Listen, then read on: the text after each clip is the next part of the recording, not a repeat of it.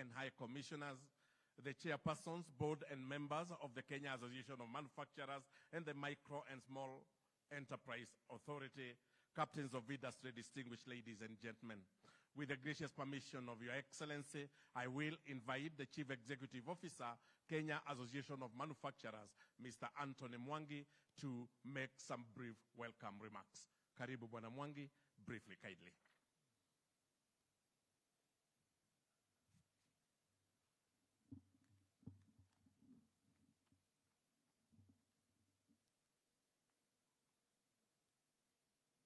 Your Excellency, the President, all distinguished guests, ladies and gentlemen.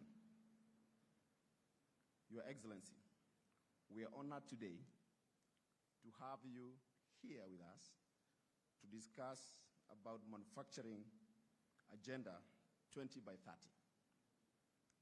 We're grateful you've allocated time among all the things that you're supposed to do to serve the nation, and for that, we are thankful. Please clap for the President for being with us. Your President, as I mentioned to you earlier, this program is carefully put together. Initially, this program was supposed to be for SMEs. It was high-graded, and Honorable Moses Kuria has put us on our toes to make sure that it happens. We're grateful because through his direct leadership, the program will have 4 parts. 1, the big opportunity. The people who will be lined up will be giving big picture about specific value chains and the specific sectors. After that, we'll hear from the team that will talk about the enabling environment and what we need to do to achieve that dream. Some of the panelists, Linus has mentioned, that Your Excellency, you have done his job already because of the things that you've said before we came here. So he will not need to repeat in a lot of things that you said. And then after that, we'll hear from the government team telling us what they will do, what they need to do to be able to take us to Vision 20 by 30. And for people who may not have heard that before, Vision 20 by 30 is manufacturing contributing 20% to the GDP by 2030. Finally, and most important, Your Excellency, will be to award 10 out of 236 SMEs performed exceptionally well through a program that we've done with GIZ, and I've seen the team from GIZ is here. They were taken through capacity building, coaching, farm-level interventions, access to finance, operational efficiency, and 10 of them became the best. Some of them are displaying their wares out there, and you must have liked some of them. So, Your Excellency, without taking much time, Kenya is not doing very well from the Competitive Industrial Index by UNIDO. We rank 115 out of 152. May I remind you, Your Excellency, that the same was happening in the ease of doing business until your direct intervention, and I know because I was in that team, I was working for IBM then, that your direct intervention brought down or improved the ease of doing business from 136 in 2014-2015 to position 56 in 2019. So the Competitive Industrial Index at 115, we just need to use the same template and the same blessing that you gave us to bring it forward to below 50, perhaps in 4 years. And as I've mentioned,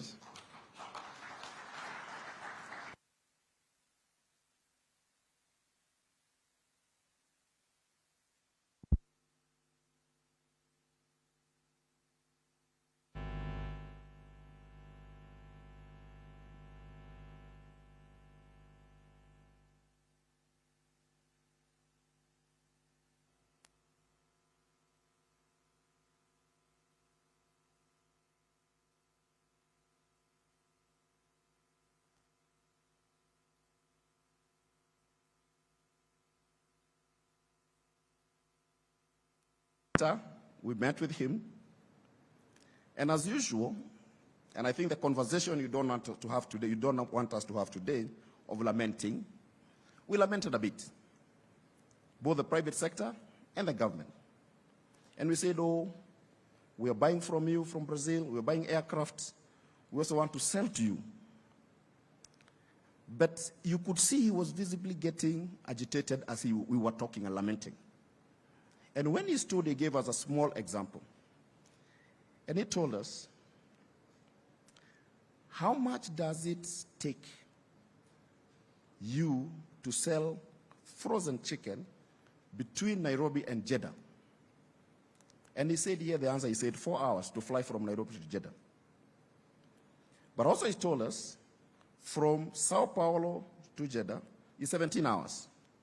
But they were selling chicken products worth $2.5 billion.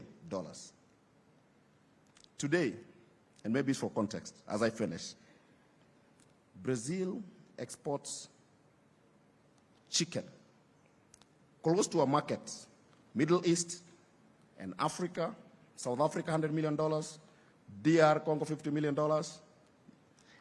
It is equivalent to all the exports that you do in this country, including tea, coffee, just chicken alone.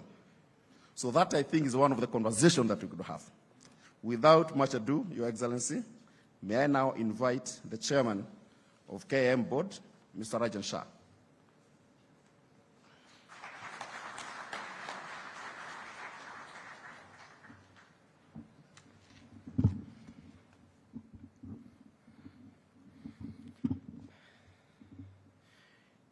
Your Excellencies, sir, invited dignitaries, captains of industry, ladies and gentlemen. Your Excellency, it is a great delight for you to join, to have you join here to celebrate the role of micro, small, and medium enterprises in manufacturing and recognize SMEs who have demonstrated sheer efforts towards growth, resilience, excellence, and innovation. As Kenya Association of Manufacturers, we are cognizant of the role that MSC plays in the growth of this economy.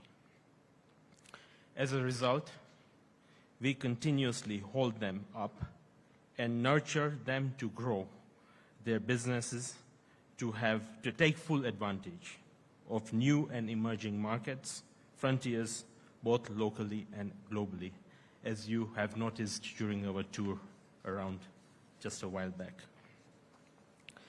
Your Excellency, you have time and again spoken about your passion to turn around our economy.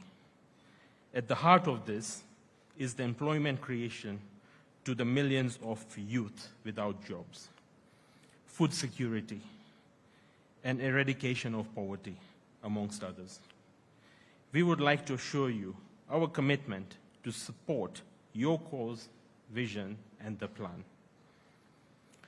The share of manufacturing sector as a percentage of the GDP over the last few years has declined from 9.3% in 2016 to 7.2%, which clearly shows that we are not growing at the same pace as other parts of the economy. And this is what, as a manufacturing fraternity, we wish to turn around and even go beyond what was in the Vision 2030 of achieving 15% of GDP to now achieving 20% by 2030, hence calling this Vision 20 by 30. Your Excellency, with the manufacturing sector, as we desire to grow to 20% by 2030, we shall achieve 1 million extra jobs in this sector. And empirical evidence has shown that for every one manufacturing job, it creates 3 other jobs in other ancillary sectors. We shall also increase our tax base, and we desire by 2030 that manufacturing is 5.2 trillion of the GDP. At the moment, manufacturing contributes nearly 30% towards the tax revenue. And by expanding this, this clearly shows the potential and opportunities we have towards higher tax revenue coming from this sector. Your Excellency, CAM has outlined 4 key strategic areas of focus towards achieving this Vision 20 by 30. Firstly, global competitiveness. When we speak of the country's competitiveness, we are looking at our ability to sustainably produce goods and services for which there is a market, at a price and a quality that the market is willing to pay for. Importantly, we no longer talk about local competitiveness, but global competitiveness, because not only should we be able to sell our products in the domestic markets more competitively than imported products, but also at the same time be able to compete in the export markets globally. For manufacturers to operate effectively and efficiently, they require a business environment that enhances competitiveness. This is through the development of policies and frameworks, sustainable frameworks, to boost industry's production, create sustainable jobs, and increasing investments. Particularly, the sector needs a predictable and reliable regulatory and tax regime. Predictability allows investors to make projections on long-term investment decisions. On the other hand, reliability gives the investment community confidence in the stability of the economic policy regime. The second component is export-led growth. Your Excellency, we have already heard how passionate you are about growing exports of this country, and we are completely aligned with you as a manufacturing fraternity. Manufacturing sector growth will not be achieved by solely relying on domestic markets. This calls for Kenya to leverage on products where we have a comparative advantage to grow our exports. This will enable us to improve our balance of payments and foreign currency reserves and enhance trade with our other EAC partners and the larger continental free trade that we are now about to get into. Global supply chains during COVID have also been disrupted, including the current Ukraine crisis, which has demonstrated the need for our nation to reduce our dependency on specific markets. Here lies the opportunity for Kenya, among other African countries, to benefit from reshoring and to fully take advantage of existing trade agreements, such as AGOA, EU EPA, amongst many others. Your Excellency, if we just take the opportunity under AGOA for the textile and apparel sector, we export 500 million shillings worth of value of goods to the US. However, the total opportunity is 500 billion. The leather sector equally has similar opportunities which can be captured. The third component, Your Excellency, is industrialized agriculture. What do we mean by industrializing agriculture? When starting with agriculture, we should have the end in mind, meaning what markets will we serve, at what cost, and at what quality. This is why the linkage between agriculture and industry is very crucial. We have taken a step further to find solutions that would enhance Kenya's food security through increased productivity, as well as adding higher value add for our exports. This productivity, increasing the productivity of crops that impact our food security, will bring down the cost of our basic staples, like our unga, and subsequently lower the cost of living. On the other hand, identifying crops with potential for higher value addition and that have a huge export opportunities will accelerate growth and hedge us against adverse terms of trade shocks. For example, as we just saw, how avocado can be processed and be converted into avocado oil and other extracts, pyrethrum to make into ingredients for insecticides, and cotton to make into fabric. The final, and by far not the least, it's as important, is SME development. SMEs have continued to demonstrate their ingenuity and capacity to meet the country's needs over the years.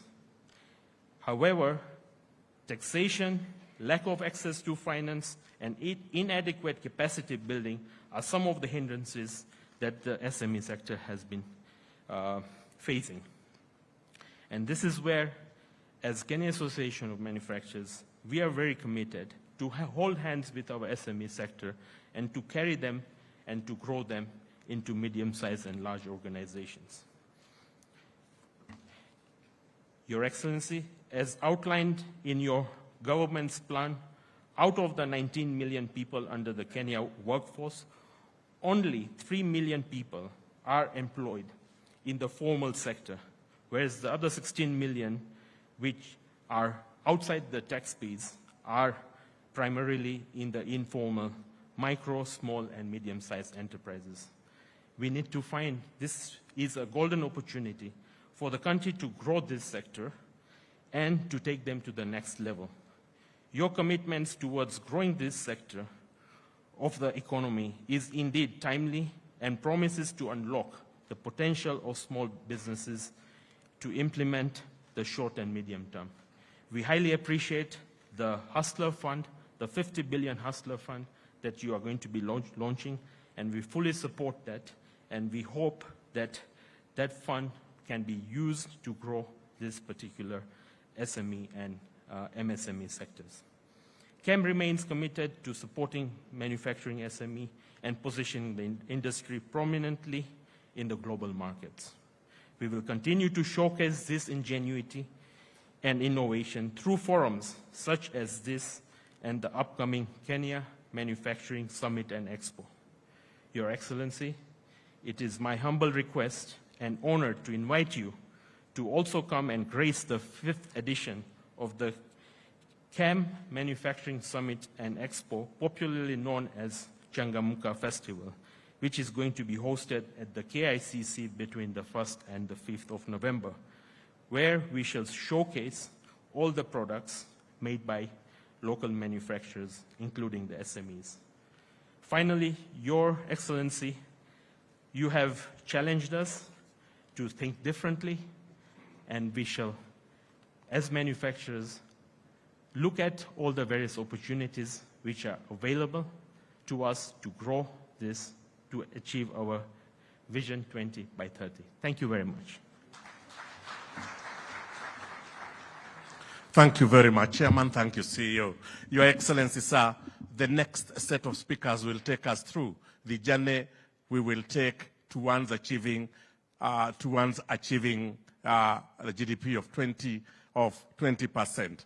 And Your Excellency, the speakers will talk about the opportunities that are available and that will take us there. And with your permission, sir,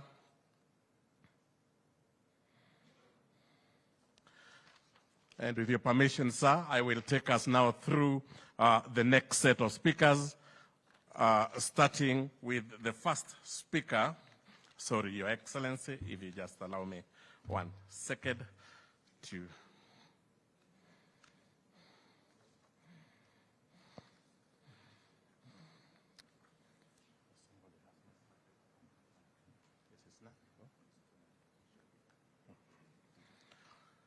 I will now invite the Managing Director of Unga Group, Mr. Choge, to take us through the opportunities available in that sector. And Your Excellency, we have agreed with the speakers. They will keep it brief and focused and detailed. Karibu Bwana Choge.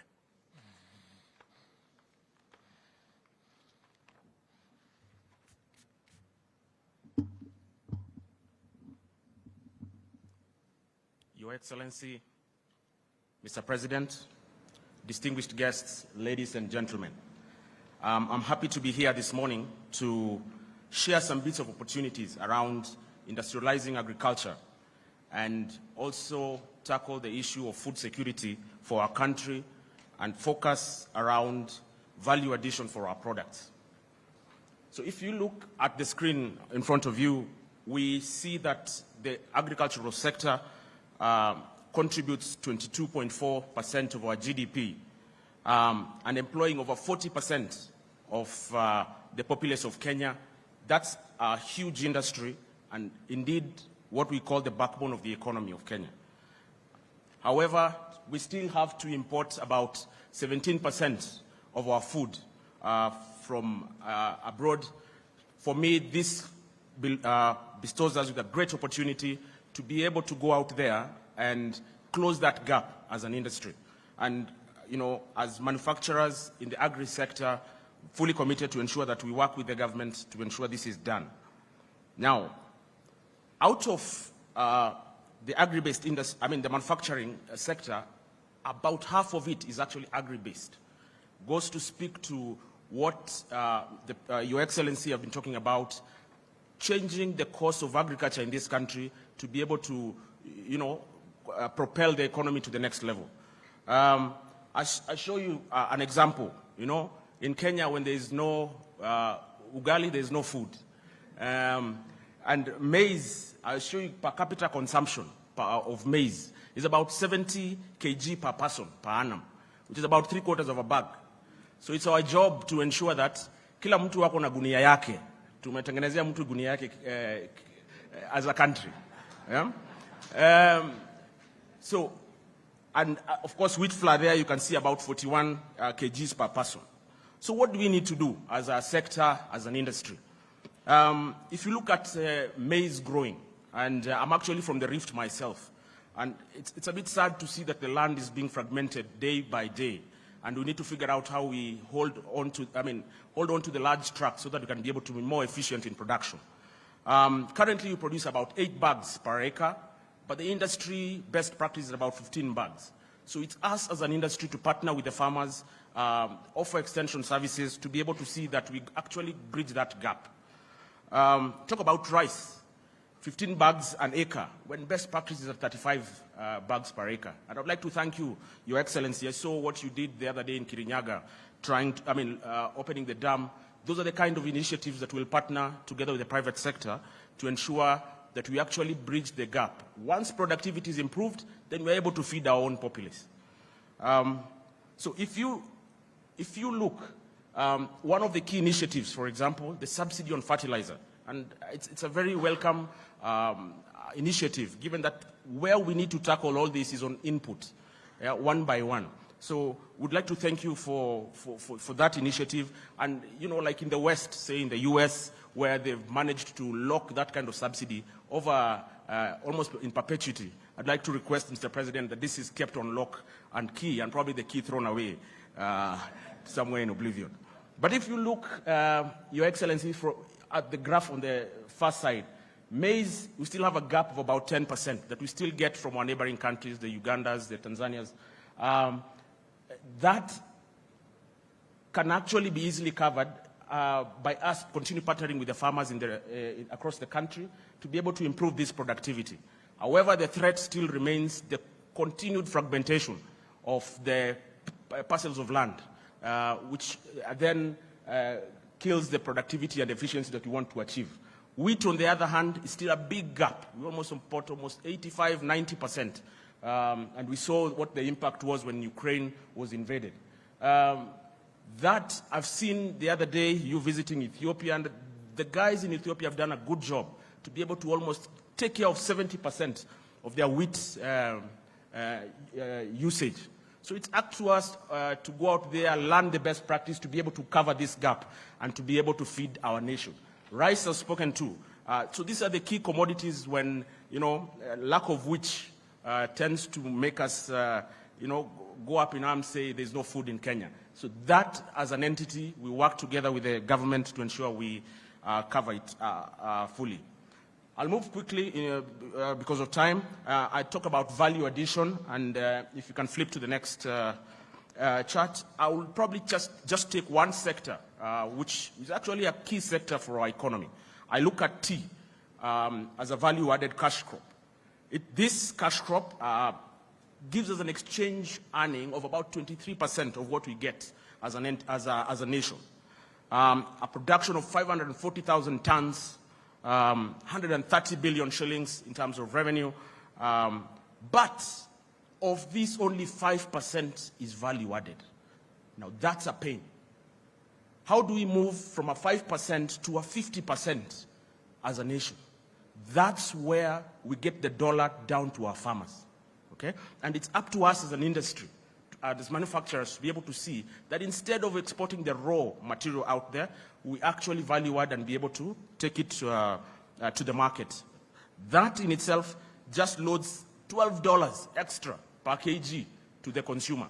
Thinking about my mother, man, an extra 1,200 bob per kg, you know, it's an extra kid in school and things like that. So that's our determination as an industry to be able to do this. It employs more than 600,000 farmers today. So what do we need to do as a sector to be able to increase this from that paltry 5% to a 50% is a brainstorm that we need to have as an agribusiness sector to be able to close this gap. And we definitely promise to be part of the food security. Now, as I conclude, if you look at the graph on the far side, the production in terms of volume has always been almost consistent. But the key thing here now is, I was reading or discussing some things with some people from Rwanda, and where they beat us, they don't have the volume, but they have the quality, which tends to fetch a higher dollar. So the question now, we shift now from volume, we've got the volume. How do we now fetch even higher dollar through increase in the quality of the tea? So those are the discussions that we'll have as an entity, as a sector, to be able to see that we improve and, you know, add to the GDP of this country. So, Your Excellency, we as a sector, especially in the agri and industrializing the agri sector, are really committed to ensure that we actually achieve the goal of food security as a country and as a people. Thank you very much, and God bless. Thank you very much, Mr. Choge. Your Excellency, the next speaker will speak on leather and footwear and the opportunities available in that area. The Managing Director, Bata Company Limited, Madam Jedida Thotho. Karibu, Madam. Thank you very much, Your Excellency the President, captains of industry, distinguished ladies and gentlemen. I'm here to talk to you about the big pie, the big opportunity in leather. This is around a vision of having the leather manufacturing sector, be a hub for manufacturing excellence by 2030. So let's start with the big picture, right? Because it starts with what is a basic raw material in the construction of a leather shoe. It's really about leather. And leather comes from hide. So on the left chart there, we have some statistics from the Ministry of Livestock around how many cows do we have, how many goats do we have, how many sheep and cattle do we have. So in the leather industry, in terms of footwear, 90% of what we consume is really from cows. So you will notice that this is from 2015, and those numbers obviously have changed, but we had a herd of 17.5 million cows in the country. So let me stop there for a second. How many of you own a cow? Raise your hands. You do, right? So we had 17.5 million cows, but out of that, only 2.6 million hides were produced. Only 2.6 million. That's a 10% conversion. So what happened to the 90%? I understand from the Ministry of Livestock that that number has kind of improved, but 75% of our hide is going to waste. So we stop there for a second. Let's talk about the global market. The leather industry is $100 billion globally. 50% of that is footwear. So let's come closer home to Africa. From an Africa perspective, believe it or not, Africa holds 20% of the entire livestock globally. 20% of livestock in the world is in Africa. That's 1 out of 5. Closer home, you'll not believe this, but Kenya is top 3 in Africa in terms of holding of livestock. This is after Botswana and Ethiopia. Guys, we are number 3 in Africa in terms of livestock production. And when we think about all of us in terms of our intent with the cows that we have at home, it's either for milk or for meat. Nobody thinks about the hide. We do everything that it takes to ensure they have all the nutrients, the salts, the protein, to produce sufficient yield in milk and to produce the best quality meat. But hide is an afterthought. Therein lies the opportunity. Now, let's talk about what's the current state in terms of value addition proposition. So currently, as we speak, In terms of finished goods, as an industry, we only produce 4 million pairs of shoes. Only 4 million pairs of leather shoes. Let's look around the room. 95 of all the men in this room are wearing leather shoes. We have a population of 55 million people. You can do the math about what the proportion of men and women will be, because primarily most of the leather is produced for a couple of different categories. One is for men's dress shoes, men's casual shoes. You have school shoes. We have a population of 16 million school-going kids. And their sizes change every 6 months or every year, depending on, how big they are, pre-prep, primary, or secondary. So we have 16 million school-going kids who are only consuming a fraction of the 4 million pairs of shoes that I talked about. From an export perspective, there is zero value addition. If you look at the chart there, in terms of, what we export, our revenues are at 15 billion shillings only. And out of that 15 billion, 89% of that is in the form of what we call wet blue. Wet blue is a processed form of rawhide that allows for preservation. So it ensures all the organic matters are removed in order so that it doesn't rot. So when you slaughter a cow, if you leave the hide there, it will rot. So it is processed in a tannery that ensures that it gets to a level of wet blue. So 89% of our exports is in wet blue. From a farmer's perception, a hide is worth 1/8 of the value of the cow. And that's the exports that we are exporting. So when you look at the current value addition proposition, we start with abattoirs and traders. These are the slaughterhouses on all the different places that collect the cows and skin them to collect the hide. This is very labor intensive. The capital intensity comes in tanning. We currently have about 5 major tanners in the country. Only 5 who are able to process the wet blue into finished leather. After that, we have the manufacturing. This is labor intensive. Yeah?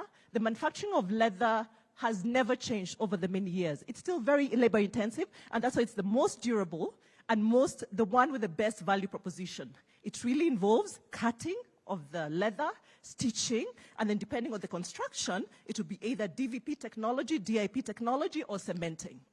So, right now, the opportunity that we have sitting with us, besides mopping up all the cows that we have, is to fulfill the local market needs as I've established. But in addition to that, from an export perspective, we have an opportunity to move from the current rose and hides, which is 5% being exported, the wet blue, which is currently at 89%, to increase that value proposition. So majority of what we're exporting is finished leather or finished leather goods. And finished leather goods go beyond footwear. We have belts, we have handbags, we have briefcases, the automotive industry with all the seating, the upholstery industry with all the seating. And we're in a really good proposition because from a competitive perspective, we have the supply.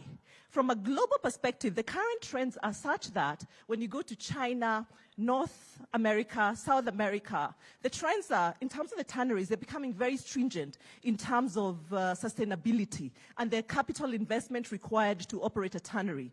So they are looking for places like ourselves to come and invest, right? Because we have big pieces of land, the investment is relatively low, we have relatively cheap labor force, so there will be opportunities for investment here to come and set up their tanneries for investment in product that can be sold across the global market, right?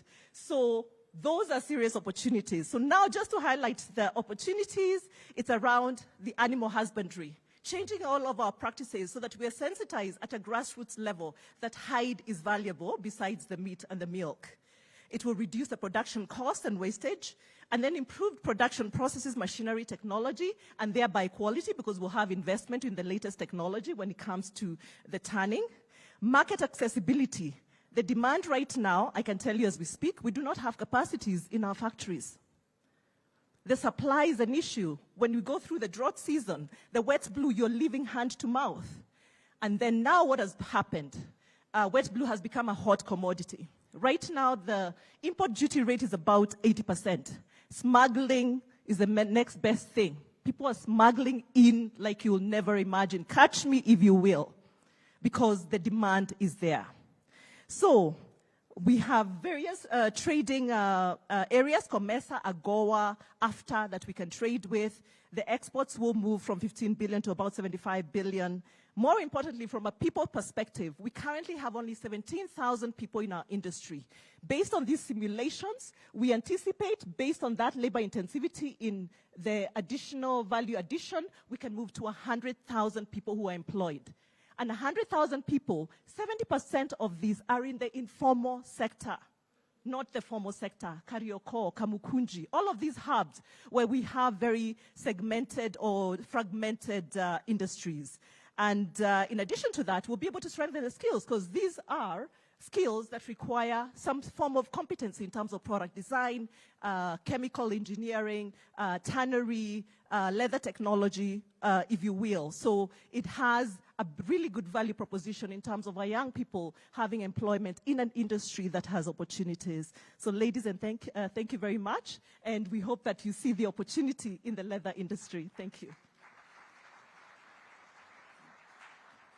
Thank you very much, Madam. Your Excellency, the next speakers will speak on the opportunities around the pharmaceuticals industry. And allow me, sir, to invite the Managing Director of Cosmos, Mr. Vimal Patel, and Mr. Palum Danani, who is the MD, Universal Farm. Karibuni.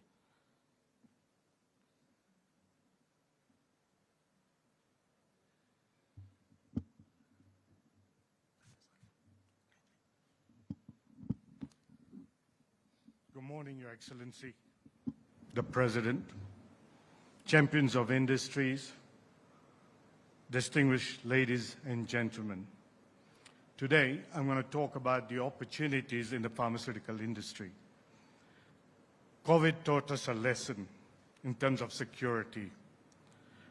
We want to bring the cost of healthcare down so that maximum population of our country can get the right medicine of the right quality and affordable.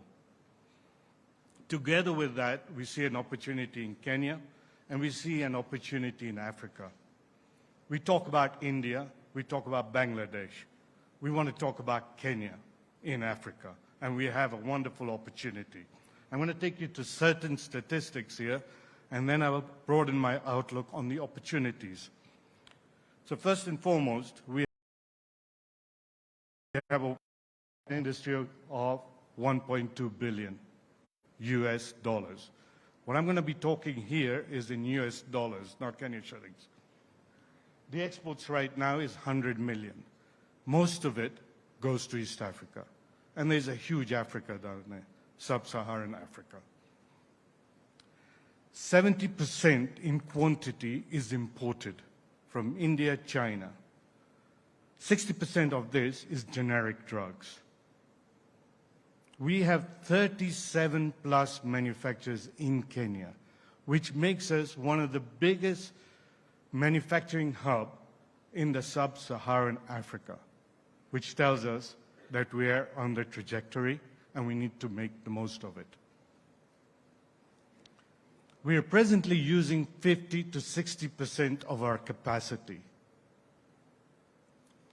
which again means that we have the capacities, and the more you produce, the cost of production comes down.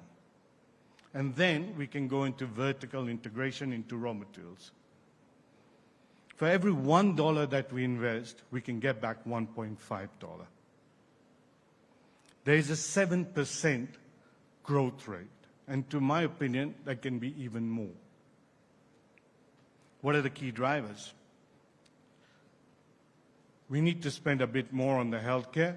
I think Kenya's percentage spending in healthcare is pretty low against the target we had set. The life expectancy is increasing. We talk about NCD, which is hypertension, diabetes, all these are increasing.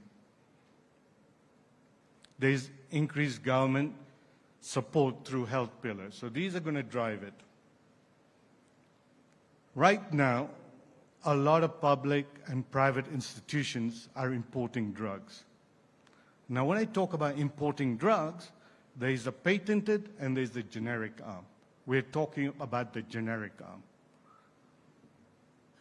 we have a potential to increase this to 240 to 350 million dollars worth of business here, which means that when we see a protection, there are other players who are going to come into this market, which means that we have 3 to 6 factories, number of direct jobs going from 900 to between 900 and 1,800, and then indirect jobs. Finished products cost more than manufacturing, so your outflow of US dollars goes less. The other cost that we don't realize is the substandard and falsified medicines. If this is not controlled, our healthcare costs will go up because of hospitalization. The other thing that was shown by some studies, that locally made medicines was readily available in a short time. When we have pandemics, when we have epidemics, we need medicines very quickly. And during the COVID time, we supplied medicines very, very quickly, and we should be proud of the pharma industry there. I've talked about increasing export.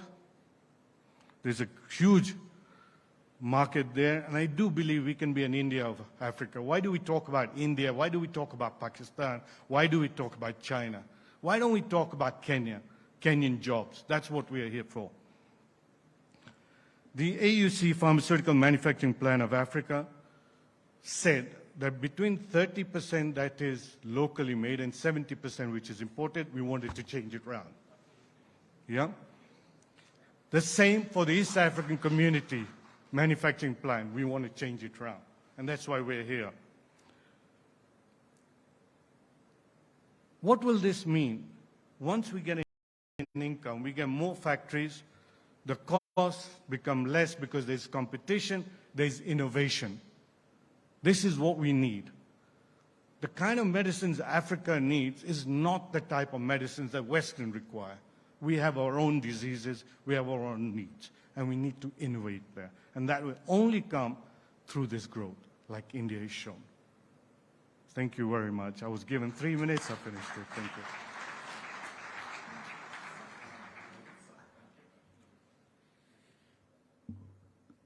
Your Excellency, Dr. Ruto, distinguished guests, ladies and gentlemen, captains of industry. Since I've only got 3 minutes, I can talk for days on this topic, but I will use my 3 minutes, hopefully. So I think, as my predecessor or chair of the association has already mentioned, so I will go to a precise one-item example. As a company, we are based in Kenya. We are the only WHO pre-qualified plant in Kenya. In sub-Saharan Africa, there are 2, out of which 1 is in your backyard, sir. That gives us an opportunity to manufacture ARVs, malaria, TB, reproductive health, and the others. But we only manufacture ARVs and TB. Fortunately or unfortunately, this majority of this funding is from donor-funded programs. One item alone, which is an HIV product, which we already have the pre-qualification, the demand for Kenya is a million tablets a day, which is about 365 million tablets a year. We have more than enough capacity to supply the Kenyan market. What our request, and this is one product only I'm talking about, it is approximately worth $60 million in terms of value. It can give you a tax of $3 million a year and a forex retention of not less than $12, $13 million a year. I'm just talking of a 20% margin. Now, over and above job creation, my life is busy, but we have not considered any other product. So there is malaria, TB, HIV, reproductive health, and let's not forget the bigger animal which is now coming about is the non-communicable diseases, which is the lifestyle. So opportunities, as my predecessor says, I do not want to go into, but a few of the positives, what the government has done is the Buy Kenya, Build Kenya policy, encouraging local manufacturing, demonstrating to buy from local manufacturers certain products, but not the HIV product, because that comes mainly from the donor-funded programs. And the donors, for example, we lost a tender worth about $40 million for a meager 5% difference. And the whole thing came from India. So you can imagine how many people lost jobs, the revenue the government has lost, including the forex retention. So engagement with donors, Your Excellency, is very, very necessary, because one side they are saying that they want to reduce funding towards more self-sustainability for countries, but capacity is not built. An example again is a good malaria product that today there is no manufacturer on the continent who has built capacity to manufacture a good malaria product acceptable to international standards. We just got our pre-qualification a few months ago, so we are amongst those, but it did not build capacity because everything was imported up to day before yesterday. And now there is no subsidy in that product. So sustainability, Your Excellency, is very necessary through donor engagement. One thing I would say, we have supplied in a record time an ARV product to KEMSA as a local manufacturer. As I said, thanks to the government to support local industry. Not being paid is a different story, which we don't engage on today. But clearly, I think we have a lot to do. And numbers have shown this is, I think, $1.2 billion market is actually there. And just one item can change. And it's a huge opportunity. Thank you. I don't want to dwell too much on it, sir. Thank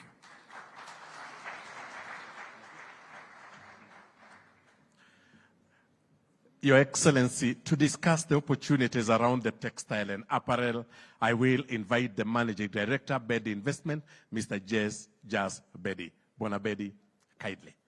As we agreed a few minutes. Thank you. Thank you. Good morning. And Your Excellency, I've been told my time is limited, so I will go direct to the point. But before I start, I just want to share a very small story. A very small story of a small country called Bangladesh. In 2015, Bangladesh was exporting $25 billion of garments and apparel to the world, and they had a plan that by 2025, they want to grow their exports, double it to $50 billion. We're in 2022 today, sir. Last year in 2021, they actually hit their plan of $50 billion 4 years in advance. They have more than 4.2 million jobs today, and their manufacturing contribution in 2015 was 16% of their GDP. Today it is 22% of their GDP. And I'm so happy that KAM is now thinking that they want to go back to their glory of 20% manufacturing contribution by 2030. So it is possible. Bangladesh has done it. Kenya can do it. And to give you a little bit of perspective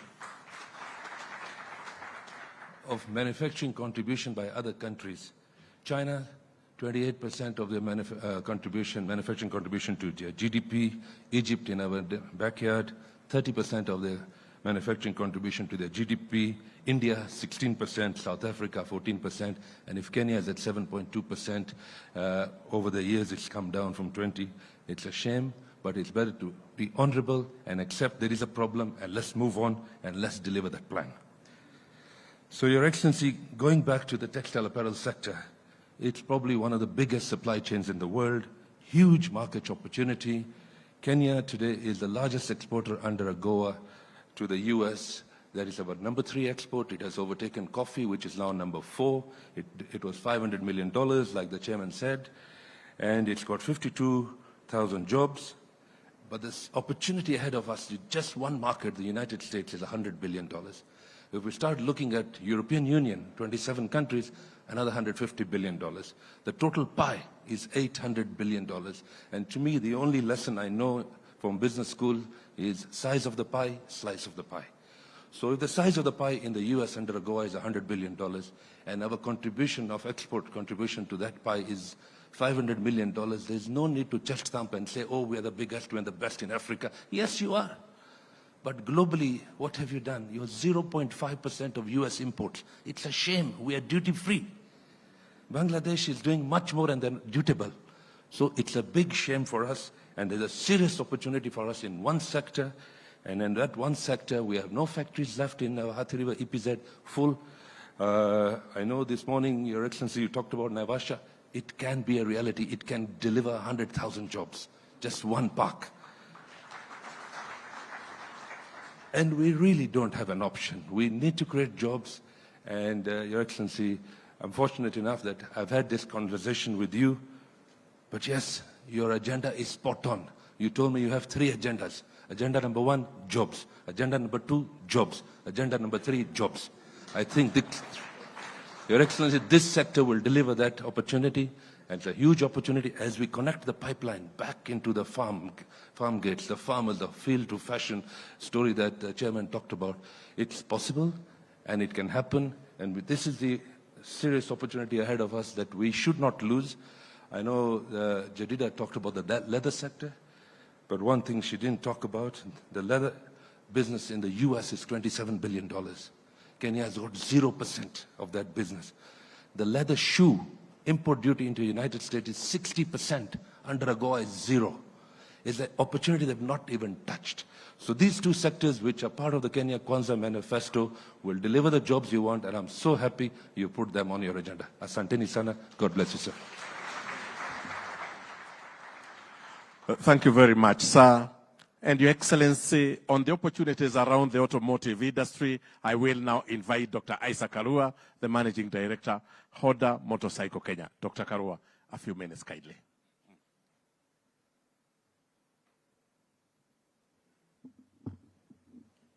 Your Excellency, sir, your government team leaders, the captains of the industry, we congratulate you, Your Excellency, for the good work that you're doing, and we immerse ourselves in the plan that you have for this country.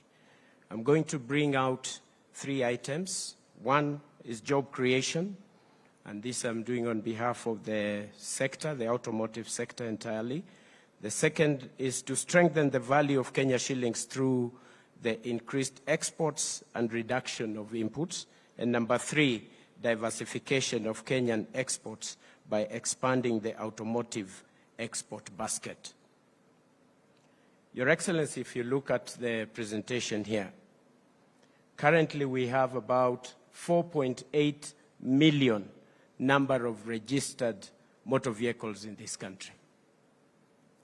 Out of this, we have about 2.7 million that are only motorcycles. Out of the 2.7 million that have been registered, about 600,000 are already out of the road, according to Motorcycle Assemblers Association. And out of this, we have about 1.9 million motorcycles that are in the border sector. It would be very interesting for you to know that this market continues to increase by 20% annually, and therefore we expect extreme growth in this sector. When we talk about 1.9 million riders, Your Excellency, currently each border person supports about 6 people in a family, and therefore we are talking of about 11.4 million livelihoods supported out of this sector. We have about 24 rides that are made. Each motorcycle rider makes about 3 rides in an hour. And therefore, it's very interesting to know we have just given it 8 hours, and therefore we have 24 riders. And therefore, you can imagine 24 rides out of each bike. And if you give each ride just 50 shillings, Your Excellency, that is 2.2 billion Kenya shillings per day, and we are talking of about 660 million Kenya shillings in a year. I will take us through the lower part of the presentation, Your Excellency. A motorcycle has about 290 different parts. Out of the 299 or thereabout parts, Kenya has already made advancement in making some of the parts locally, Your Excellency. We have already started making 7 parts, which were in the first phase. The second bit, and I will show you, Your Excellency, an example that can lift and take the sector and the training institutes that you are so passionate about. This is something that can take the training institutions to the next level because this is being made locally. When we started the first 7 parts, Your Excellency, within 3 months, we had employed in the sector 2,600 people within 3 months. Of course, Your Excellency, there are other parts that are also being made. Some of them is the wire harness. A wire harness, the company that is already doing this has been upgraded to great levels. The wire harness companies that have been upgraded, 2 of them are now employing 200 people. The kind of wire harness that we are producing, which is a very great advancement in this, is able, the number of wire harnesses we are producing, 20,000 a month, creating 200 jobs, is the equivalent of going the meters from Nairobi to Frankfurt and back every moment and every month. And if this is taken up and the procedure of the regulations is in place, then we are talking of employing much, much more people. And that is why we have indicated the number of about 250,000 people getting a job in this specific area and being a hub in Africa for the entire production of these parts. Your Excellency, that is just about the parts in the motorcycle sector. You can imagine now Kenya is a net exporter of batteries. We never used to make batteries for motorcycle in the country. Today, we are exporting batteries to Egypt. We are exporting to other countries in the region, including the EAC region, and it's very successful, while at the same time importing about 40,000 different parts of the same. The list is continuous and very big, and I will explain in a short while. I'll take you to the motorcycle sector and the automobile sector. Your Excellency, we have only picked very small opportunity just in the capacity of our commercial vehicles. Our current production of motor vehicles is about 12,000 units per year. Our demand is about 36,000, going to about 40,000 currently. Our installed capacity, you'll be happy to know this, Your Excellency, we are currently at about 96,000 installed capacity. If this was made to happen, then we are talking of about 300,000 potential new jobs. These are jobs that are paying taxes and not just the casual jobs that we may have. And it's a tremendous opportunity, and the industry is so united to make sure this can happen. We have many other opportunities, and these jobs includes also the parts making, which is a very big field. Your Excellency, the field, and particularly the fact that we are hosting the United Nations here, gives us an opportunity to start thinking like the world is thinking. Globally, 60% of cars will be electric by 2030. We have started thinking about this sector in a very big way, Your Excellency. And I want to congratulate a team that is already here doing a very good job. You can imagine with our national grid, which is already green, and you can imagine if we gave some taxes in this space, how much more we would really be able to increase these levels. Autoparks is a company that is here working on electric vehicles, thanking the minister for the good job that she has been doing, and together with the expert that has now come in, a person that we really appreciate in this field. And the person who has been doing that is a 23-year-old who is in the room now, together with engineer Makateto. Ukimgotea baadaye, it will be a very great thing. It's a person who is doing a good job in this. But eternally, and with the finality, before I bring out the space, the request that we want to make to you, we are looking at 550,000 new jobs. At the end of it, we are looking at another 1.4 million new jobs in the motorcycle sector. As I finish, What is going to unlock this space? Number one, we are going to look at you kindly forming a national automotive council. This is going to promote and develop the automotive industry in Kenya in great levels. We have very experienced people. The entire sector is so united, Your Excellency, under Kenya Association of Manufacturers. And we have leaders in the name of Ashit, who is here and doing a good job in that field. And you can get space to discuss that. The second thing, implementation of the national automotive policy. This is nowhere else in the world. We have done very well. South Africa is following in the same. We can be able to deal with that. Thirdly, firm support of the implementation of motorcycle assembly regulations. Your Excellency, it is painful that even as we do these parts, there are people in court today slowing this process, where a motorcycle can be made locally, where we have only identified 14 parts, but there are countries and parts of the world that are not interested in doing these things locally because they are losing jobs internationally. Next is the implementation of KS 1515. We also have, thank you, Your Excellency, we also have the renewal of implementation of vehicle regulations, LN 84. This is something that needs to be done. Implementation of local procurement policy so that we can use locally made vehicles. And then, of course, Your Excellency, implementation of EV regulations as we move forward. And also the export-driven incentives for assemblers and parts. This is something that we believe is an opportunity as I finish, so that we can also work towards development of financing of a bank that is going to give loans to producers of this.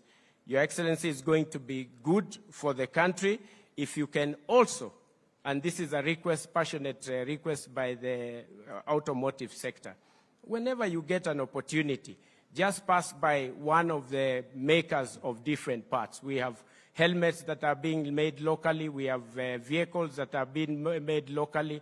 Just pay a visit and we'll be able to enjoy this in the best way possible. If these things are done, Your Excellency, and with the support of the CS that you have put in place, who is an expert in this field, wale wa jamaa wakae kando, waone sinema kazi ikifanyika, Your Excellency. Tutafanya kazi.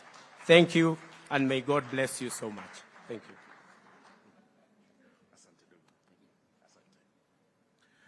you. Thank you, Dr. Kalua. Your Excellency, to conclude on this session on opportunities, I will invite Madam Winnie Gumi, who is the Sector Chair, Kenya Association of Manufacturers, to talk on the opportunities around building, mining, and construction. Winnie, karibu sana.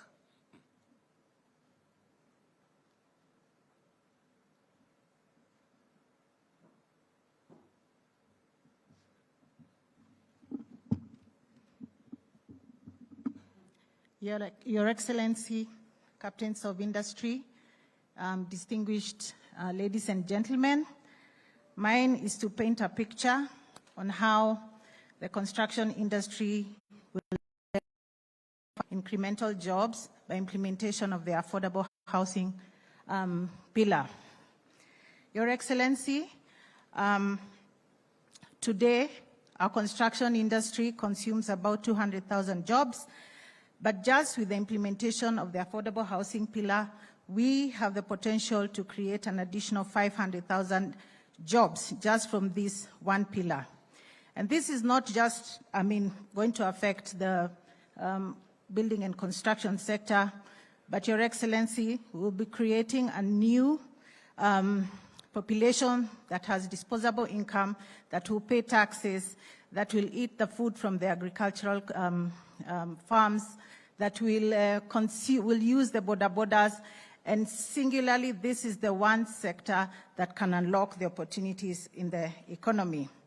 And I'll just want to paint a picture using the worst case scenario, only using building cost. At an average of 60 square meter per unit of affordable housing, using only a construction cost of 40,000 Kenya shillings, knowing that today the construction cost is anywhere about at around 60,000 shillings per square meter, Your Excellency, we have an opportunity to generate 600 billion shillings to the economy with this one project. And this is excluding the income and revenue that will be generated by the manufacturers as their capacity utilization increases and that they're able to now go into the export market. This is just incremental as a result of the affordable housing pillar. Out of this, 180 billion shillings is likely to go to the fundis, the contractors that are local players in our industry. And if we look at the building, this is about 420 billion shillings.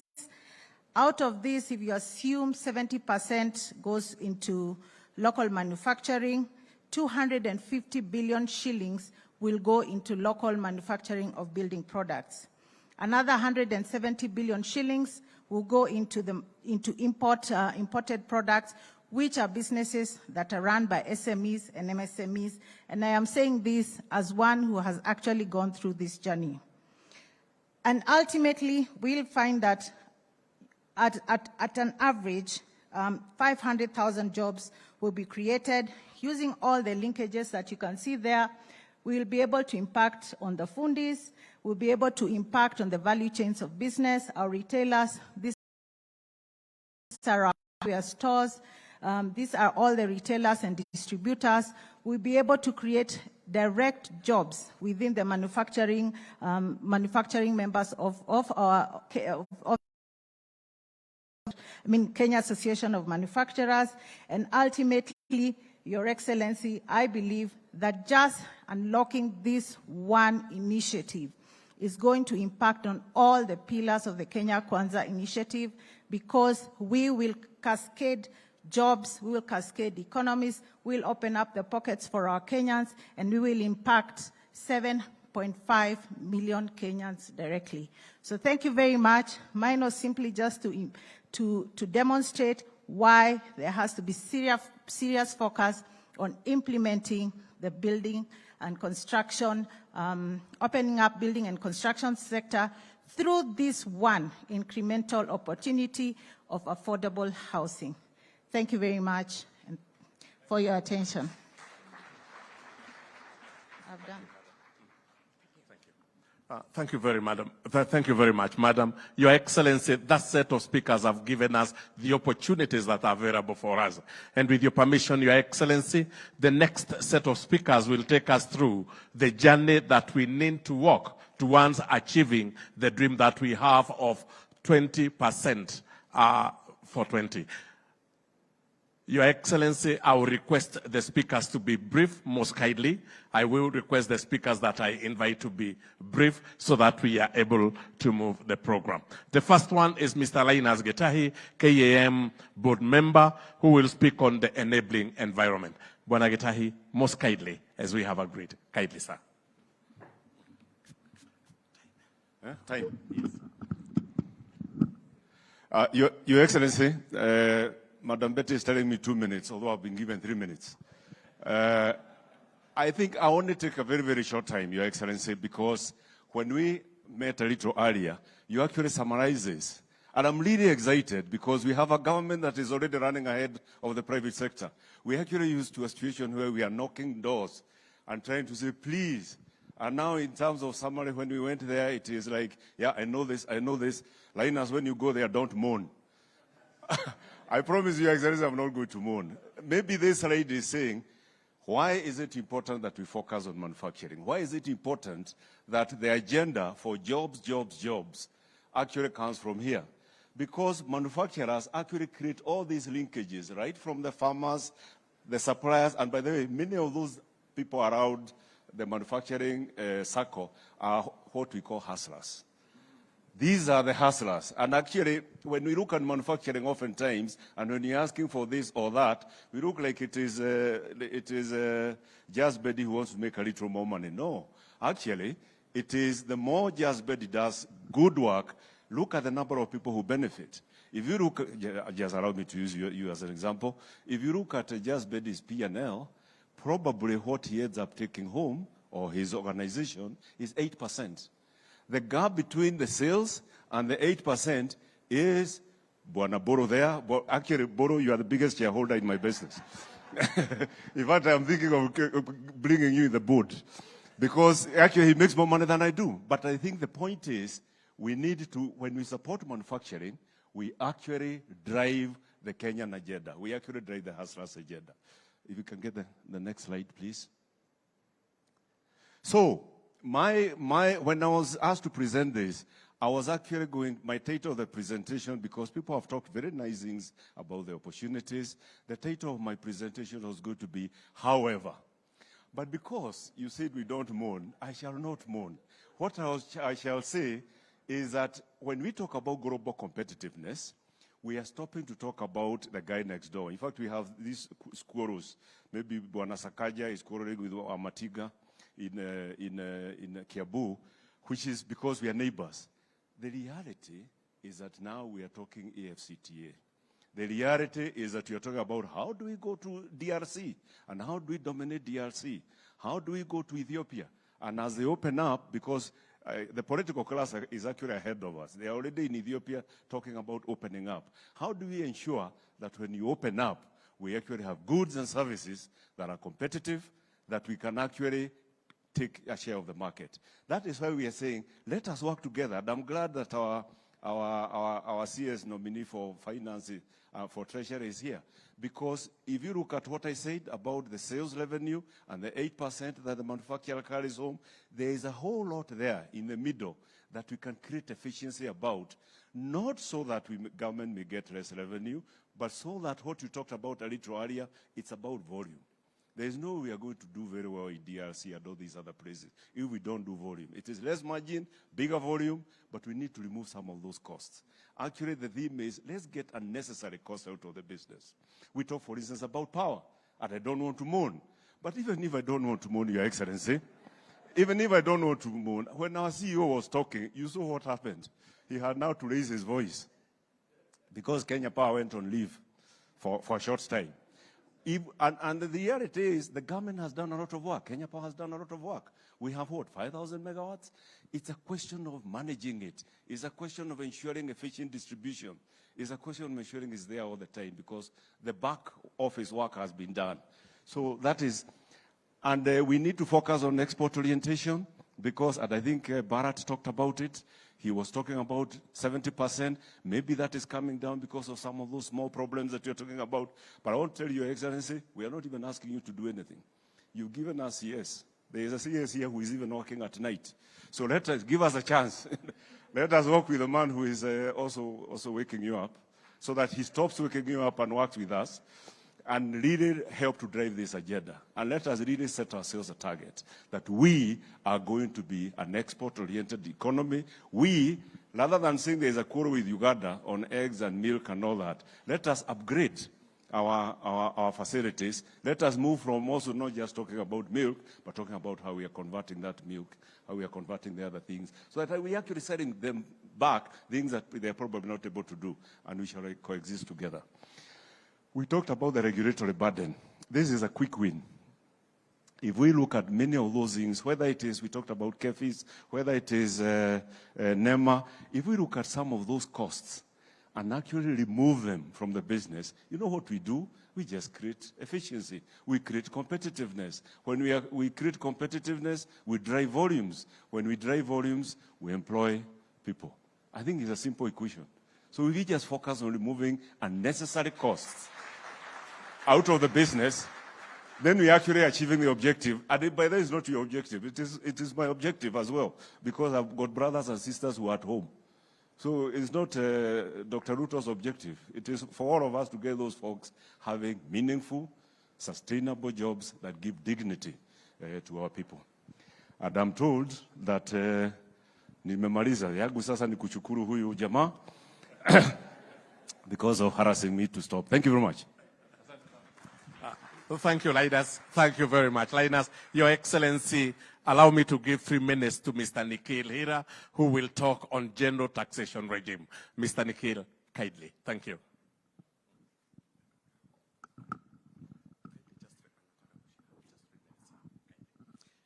Your Excellency, the President, distinguished guests, captains of industry, ladies and gentlemen, thank you, Linus, for taking it off there. I was wondering whether I could do that because this thing is too high for me. Sir, in August this year, found that I had spent 40 years in the accounting profession, of which 35 was in taxation, albeit, as Mr. Mburu well knows, I'm a poacher, not a gamekeeper. However, a good tax system is one that has to have equality, certainty, convenience, and be economic. This is not me saying this. This is Adam Smith going back to 1776. And it still follows in some way or the other, maybe changed a little bit. We do have equality in a way. We have a progressive tax system that is working. We do have convenience. iTax has certainly made my life much easier and that of my clients much easier as well. The economic part of it, we're not paying Mr. Mburu more than we're collecting, so we're okay there. Our problem is in the certainty, sir. We need to have certainty if we're going to get investors to come in. And in my 35 years in the tax field, I can say with hand on heart that investors, people in this room, manufacturers are willing to pay tax, but not a penny more, not a penny less. And that's why they invite me to help them do that. Our policies have to be long-term. These manufacturing concerns that we have are long-term investments. The power generations, long-term investments. If we are doing policies which we put in something in a finance act today and a year later we said, sorry, this didn't work, let's change it.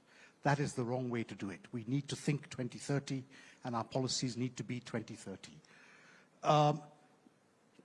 If we are going to boost manufacturers, and we're here talking about the manufacturing industry, I do think we need to remove the 16% on plant and equipment, either zero-rated or exempt.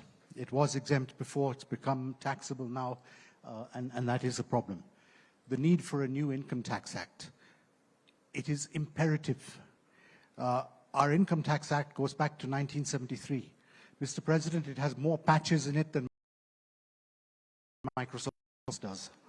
So we need to just get it right and get it cleared and pass it through as quickly as possible. And we need a robust tax policy for 2030, which takes us forward. And finally, sir, just with a few specific proposals that perhaps can be thought about, VAT refunds, which I must say have improved. And I will say, Mr. President, that in 1998, with the then Commissioner of VAT, Edward Odundo, I was the one who set up the process of auditing VAT refund audits by the private sector, which goes on, and it has worked. But we must move forward. This is affecting the working capital requirements of our manufacturers, not just VAT, but others, and we must move that on a timely basis. County levies are all over the place. Let's rationalize them. We are one country, and we must work as one country. Frequent changes to excise duty and VAT does not help us. It just makes confusion. I know that it happens for various reasons, but we just need to be a bit more focused on what we change. Export taxes must also be rationalized. And finally, the East African community. It is a great community to be in. Now that we have DRC, we're talking 250 to 3 million people, 300 million people. That is a big market for us, and that is before I even look at the Africa Free Trade continent. Let us harmonize the laws, not the rates, but the laws. And that's, with that, I know I've stuck to my 3 minutes. Thank you very much for hearing me, Mr. President.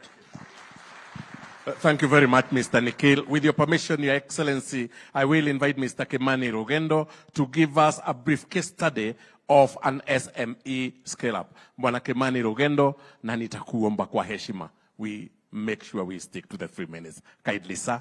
Karibu sana.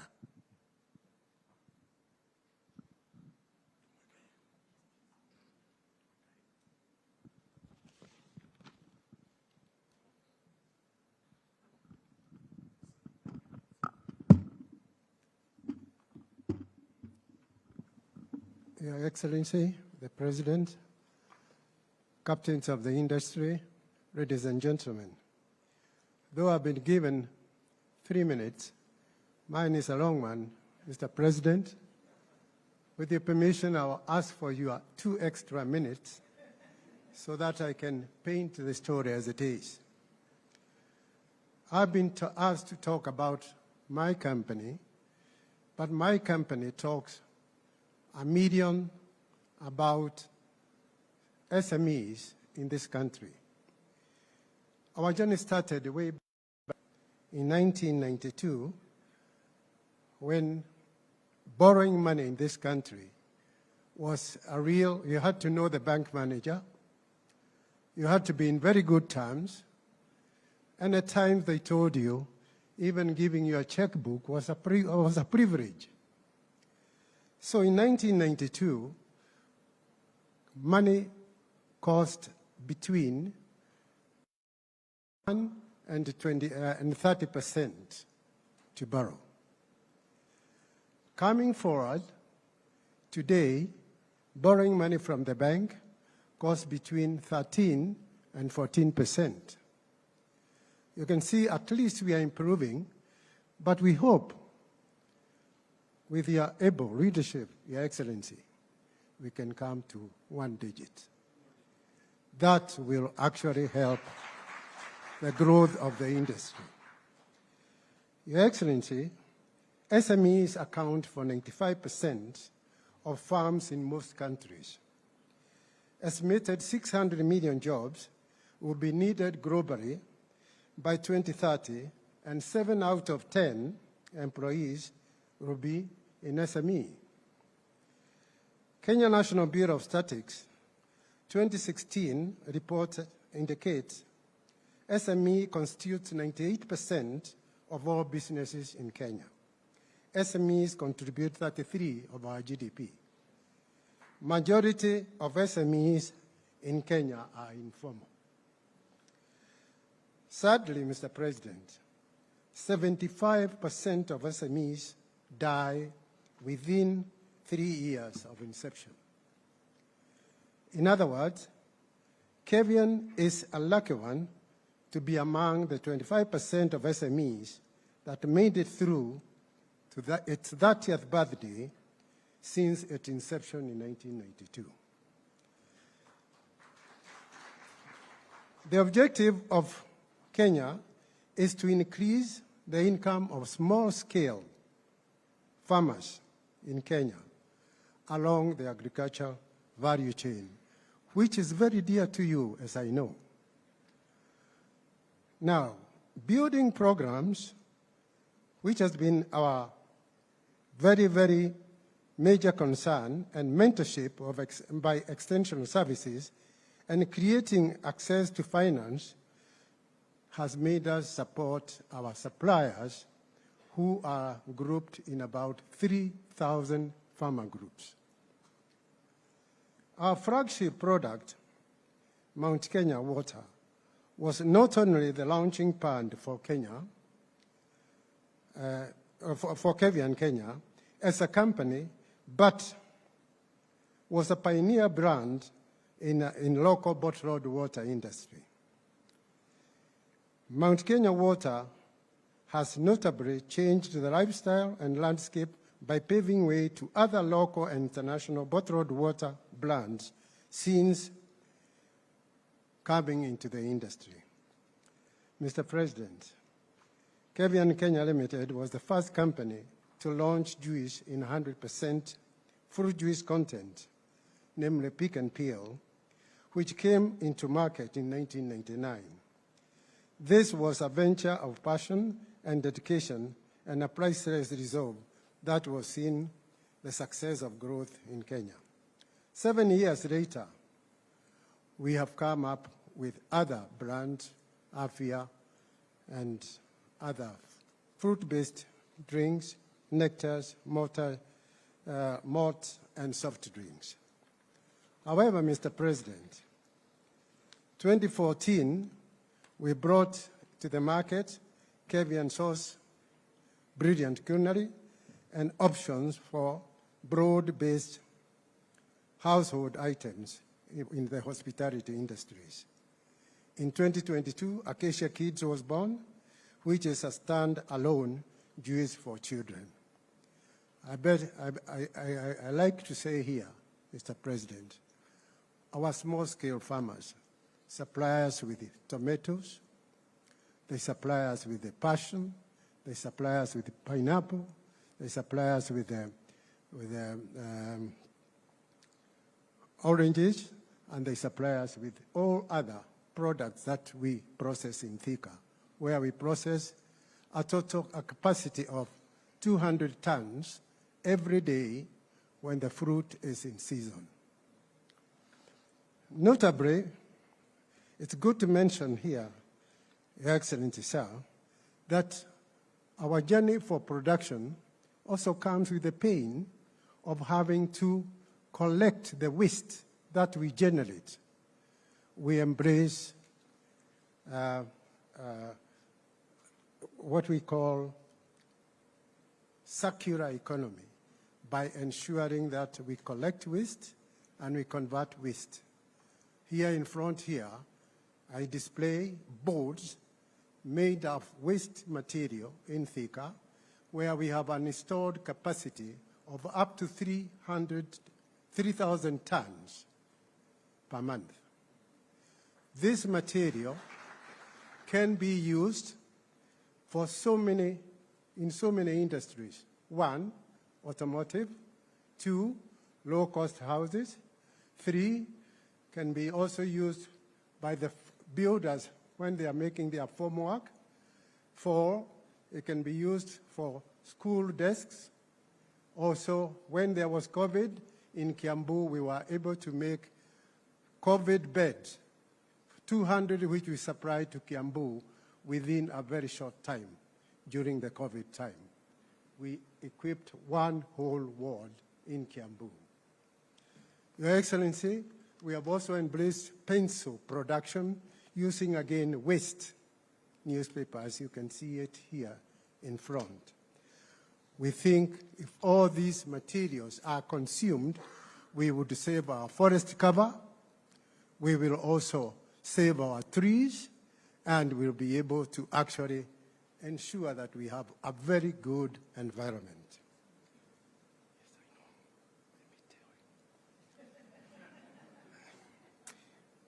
Mr. President, I'm being harassed.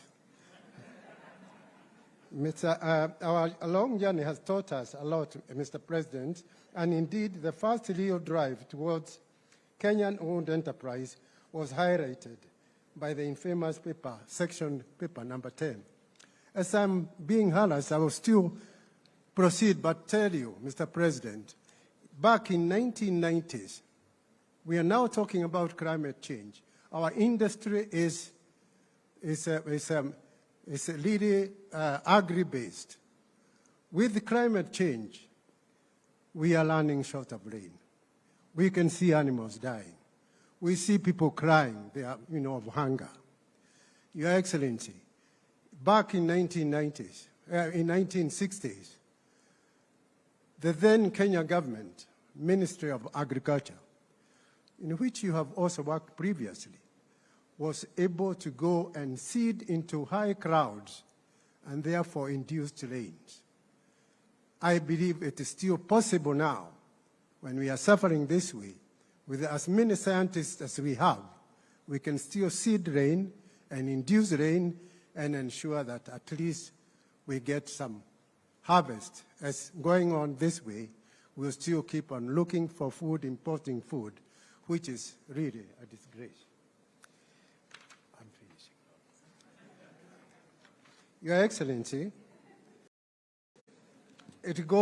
we cannot go without also mentioning the KRA. KRA, as we all love to pay tax, and indeed when I first received the first letter from income tax demanding some tax, I knew that they knew that I was in business. However, sometimes we think they become a nuisance by keeping on knocking over and over again in the same source, in the same offices where they had collected. If we can harmonize way of collection tax so that manufacturers have time to actually go on producing, I think that one can make it more friendlier between ourselves and KRA, and we'll be able to work together harmoniously. Going forward, Mr. President, we value the plight of our farmers, and with the changing global climate, as I've mentioned, it is worthwhile damming and ensuring that our land policy is strictly adhered to. Going to Thika Road, we lost all the coffee farms along Thika Road, and now we are looking for new growing territories.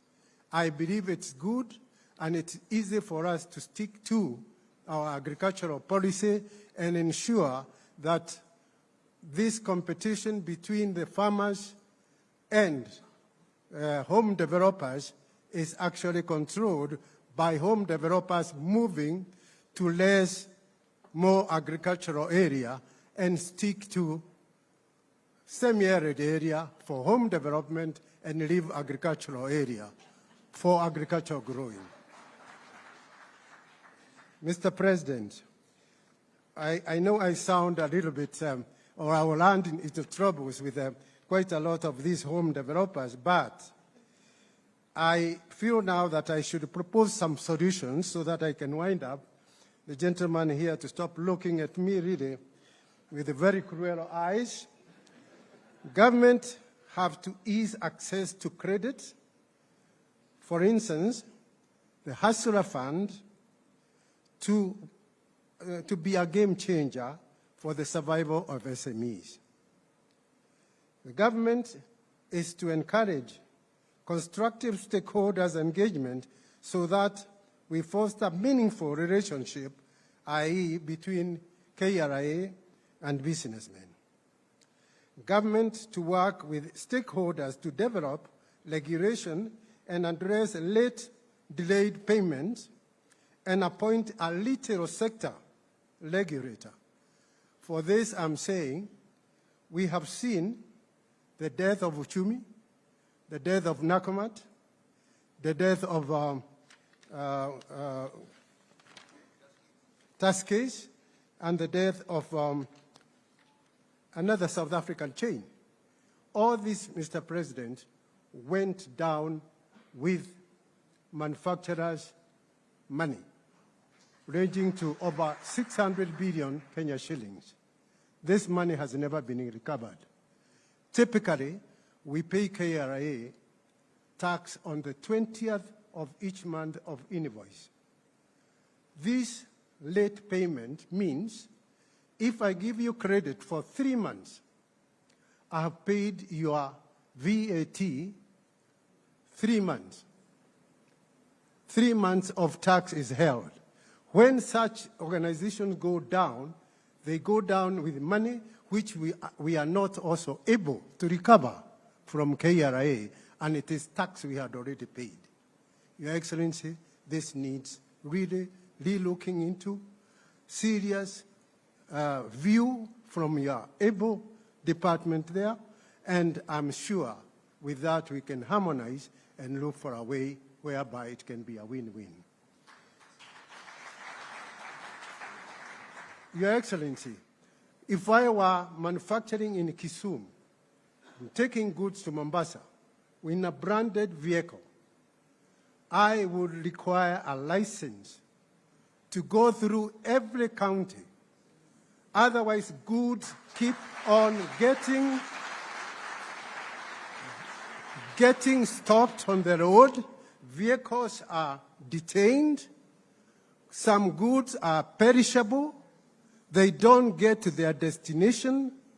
And I think it will be very good for your government, Your Excellency, to create a one license whereby one can take a Kenya license and they can all share from that pool to facilitate trade, to stop it from closing from border to border, whereby they are stopped. These people say, I need this license, otherwise I'll impound your lorry. Your Excellency, this is why I felt that I really needed a little bit more time to explain these things and to make sure that it comes out clearly to you, Your Excellency, because I know you hate lazy workers. I know you are a worker. When you call yourself a hustler, it means that you are a worker. And being a worker, these captains here promise you that they will put in hard work. But can we also be having regular consultation with you so that we can be telling you when it hurts, we tell you where it hurts, you easen up, and together we shall make Kenya grow. Thank you very much.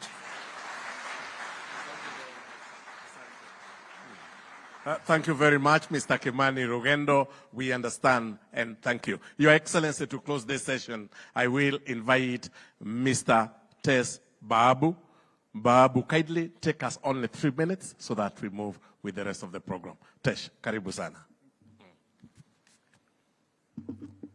His Excellency, the President of Kenya, Dr. William Ruto, captains of industry, and all distinguished guests, I'm humbled very much today to stand before you. As you can see, I embody the real hustler, and I'm glad to represent the 7.4 million MSMEs in this country who create jobs for over 15 million Kenyans.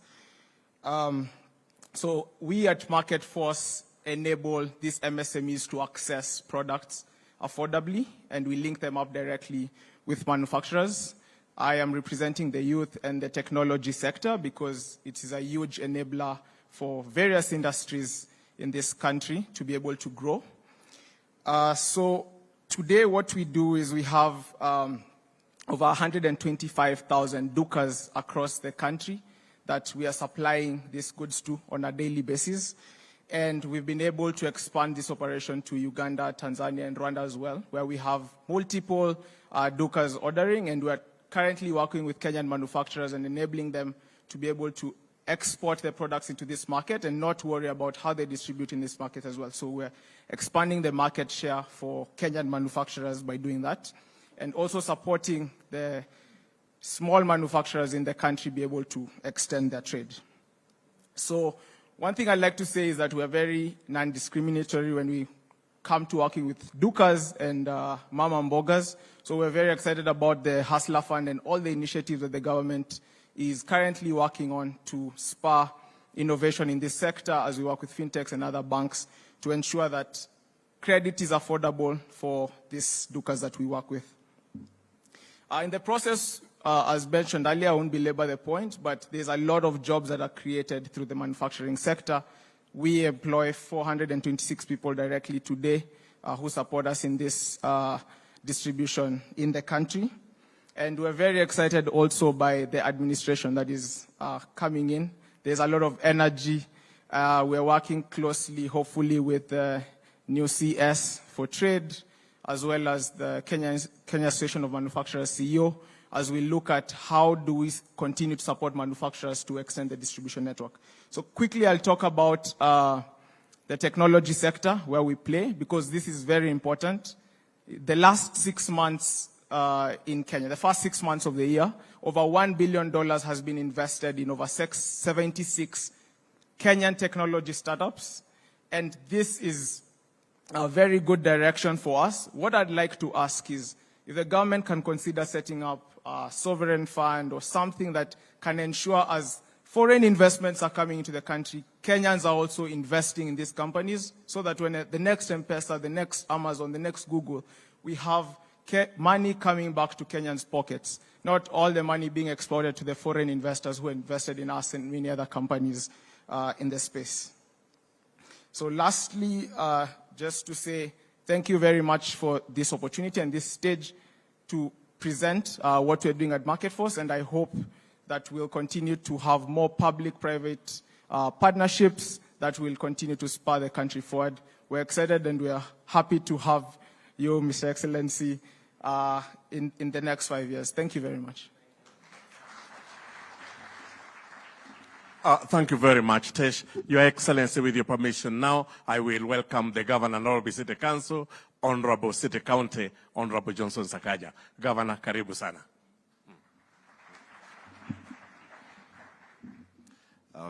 Thank you very much, Your Excellency. In the interest of time, I'll just make some quick remarks. Your Excellency, earlier on I was told I'll be invited to welcome people to Nairobi. But I told my friend, Mr. Wanjoi, our work is not to welcome people to Nairobi.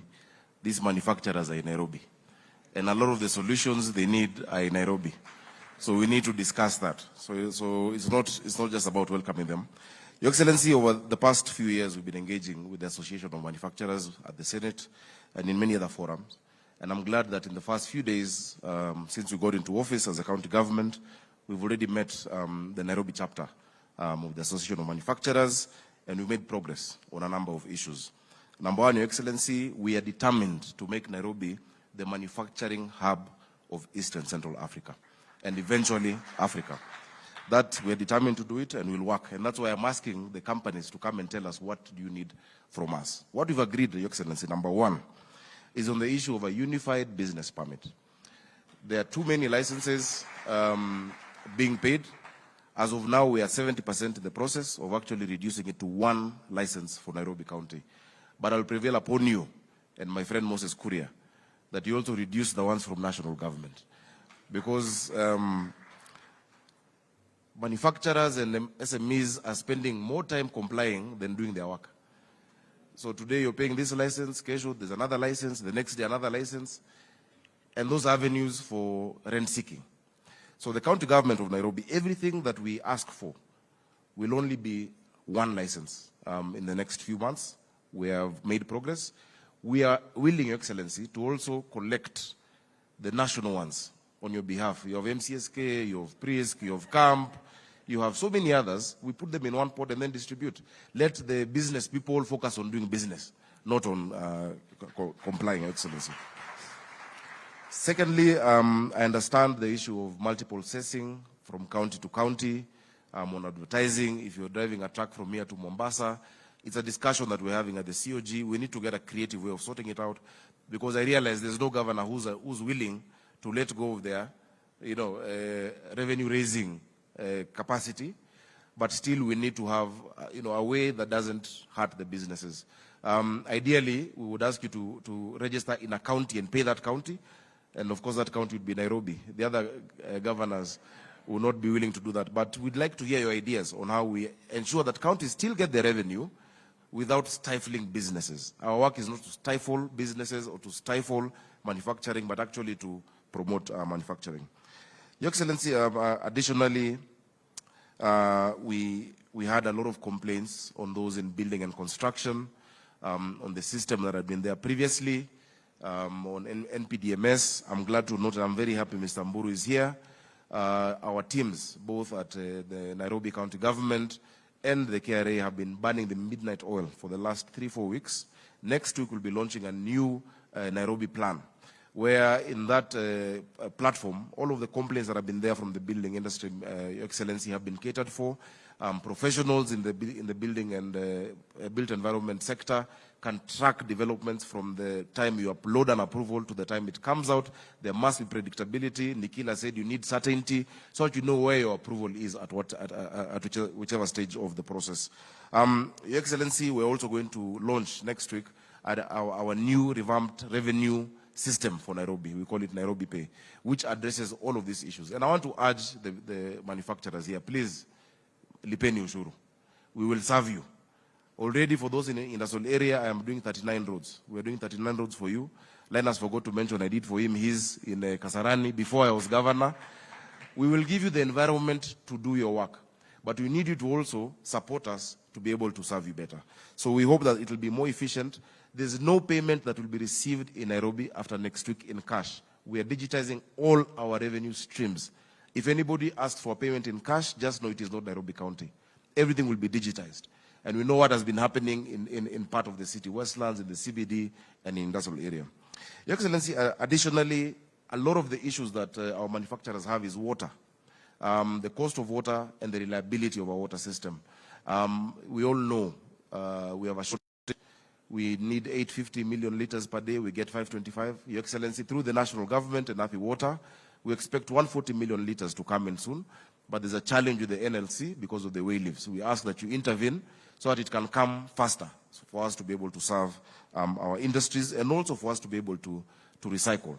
But we will also now come to you because we've said we need a city of order and dignity. But we cannot have that dignity when many of our manufacturers are the ones who are polluting our rivers. It is yourselves who are polluting and engaging in illegal dumping. Once we provide and we're designating those zones, we will have to agree on what to do. Your Excellency, in your inaugural speech, you spoke about a Nairobi Rivers Commission.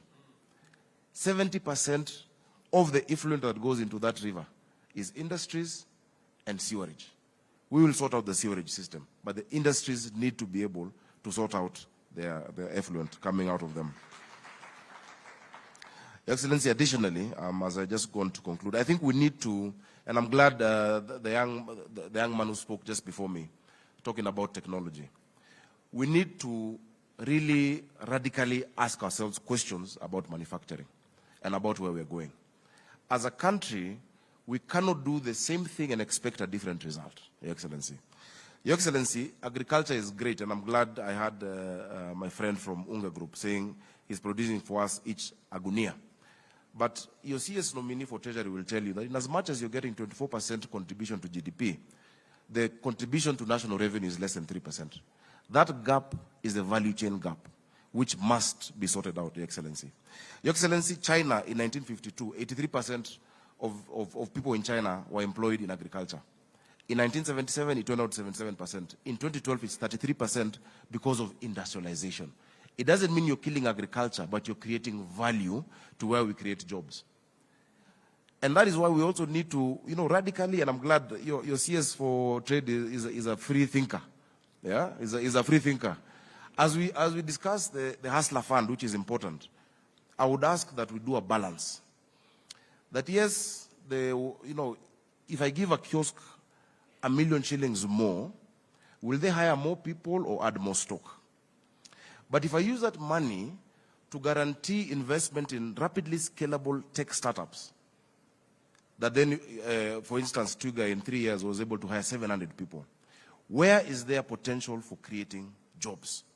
So yes, we must sustain that, and we must give them mboga, we must give the mom and dad shops, but we need rapidly scalable startups that then are able to hire more people. Your Excellency, in the Senate, I sponsored and passed a startup bill where we are providing that government guarantees and de-risks investments, because we can't afford to put money into those startups. But there are angel investors out there who are willing to come and put money if there's a climate where there's de-risking of those small groups. The innovation in Nairobi is amazing. This is the Silicon Savannah.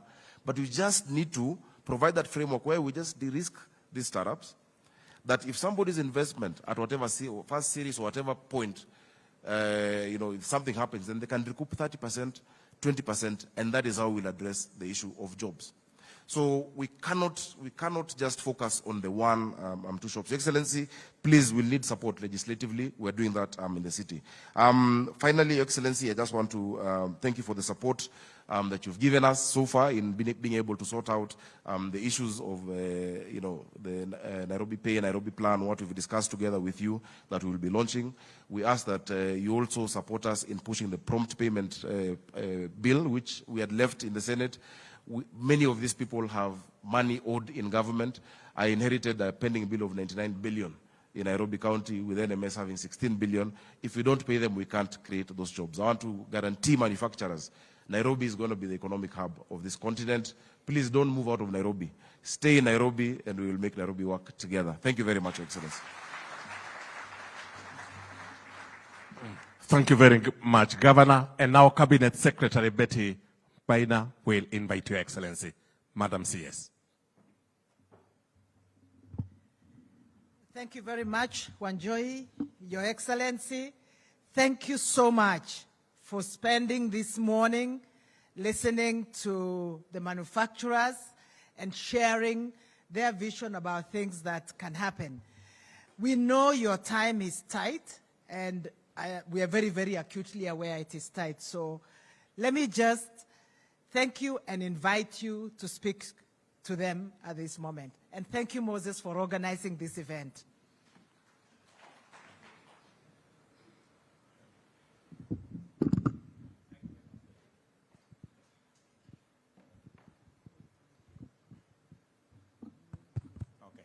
Thank you very much. Let's sit down. Good morning. Good morning, everybody. I do not have anything to add to this conversation. I am thrilled by what I have had here.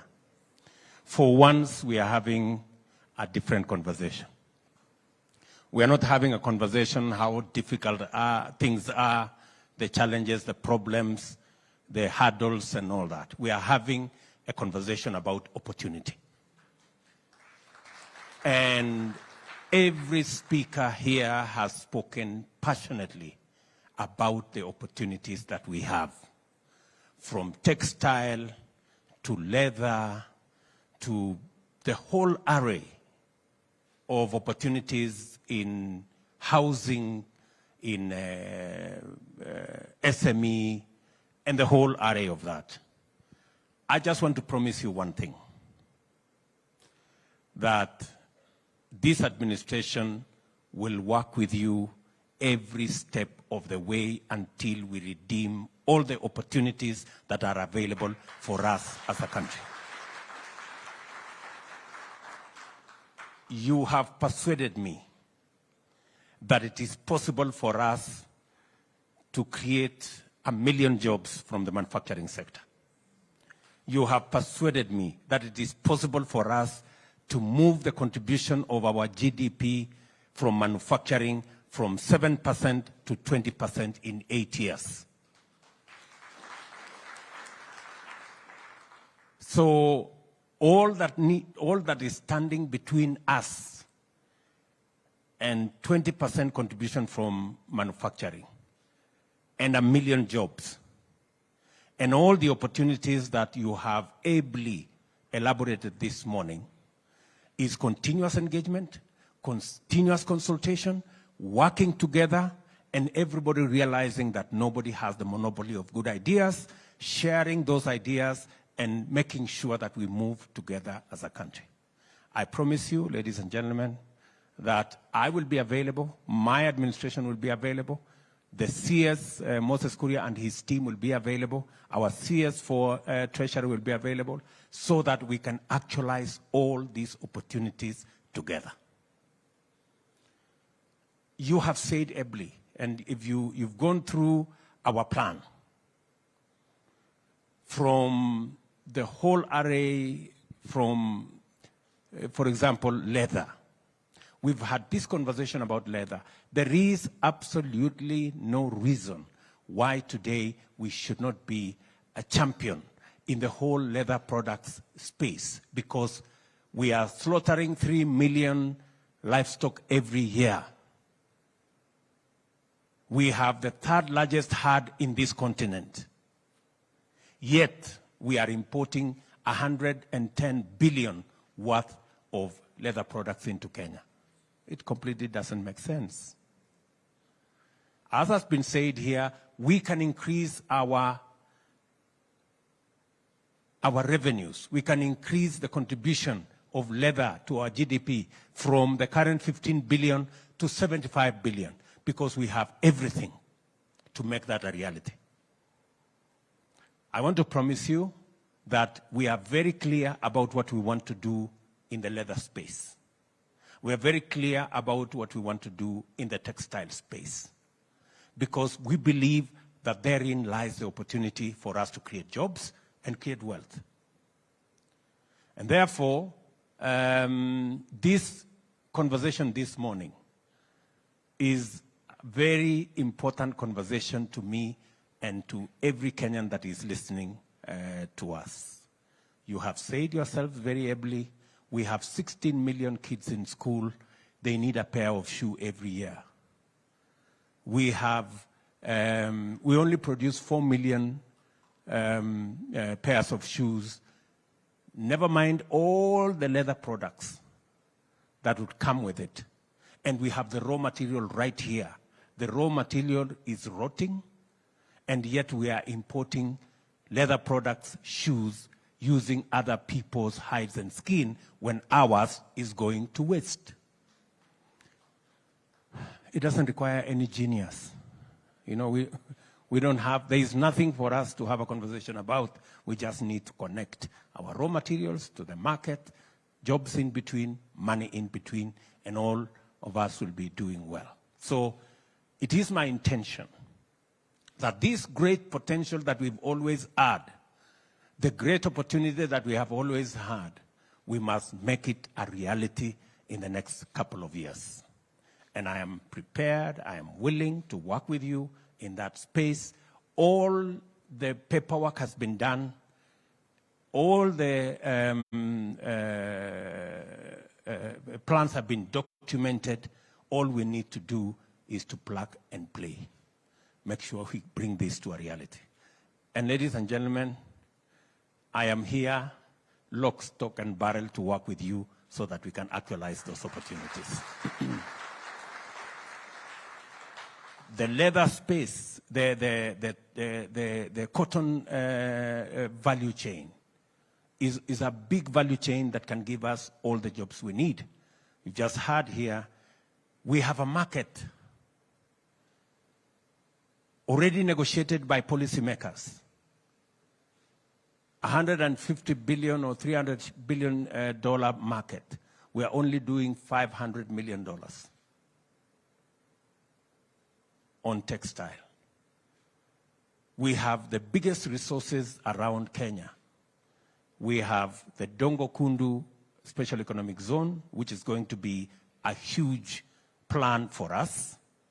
We have the Naivasha Industrial Zone, which is going to be another big investment opportunity for us as an administration, so that we can leverage on the steam that we have for free. We can leverage on the energy at a lower cost, and we can build the whole ecosystem that will aggregate what we are producing. Listening to the small producers that I listen to outside here, and listening to Tesh, it speaks to the power of aggregation. How do we make sure that every small producer and every small manufacturer and everybody who is adding some value to some product is aggregated and made possible for them to access the markets? I just want to ask industry, the captains of industry sitting here. Ladies and gentlemen, there is absolutely no reason why we are selling our tea unprocessed 95% in a space where we have the biggest competitive advantage. I want to promise you that whatever government is supposed to do, I have already had a conversation with our tea marketers, and I have told them that if it is required of me to invest in a common user facility so that we can add value to our tea, the government of Kenya is going to invest in a common user facility. It is not going to be possible and practical for us to continue to export our tea unprocessed. 95% of it, we are getting 120 billion now. We can get 300-400 billion shillings by merely adding value, period.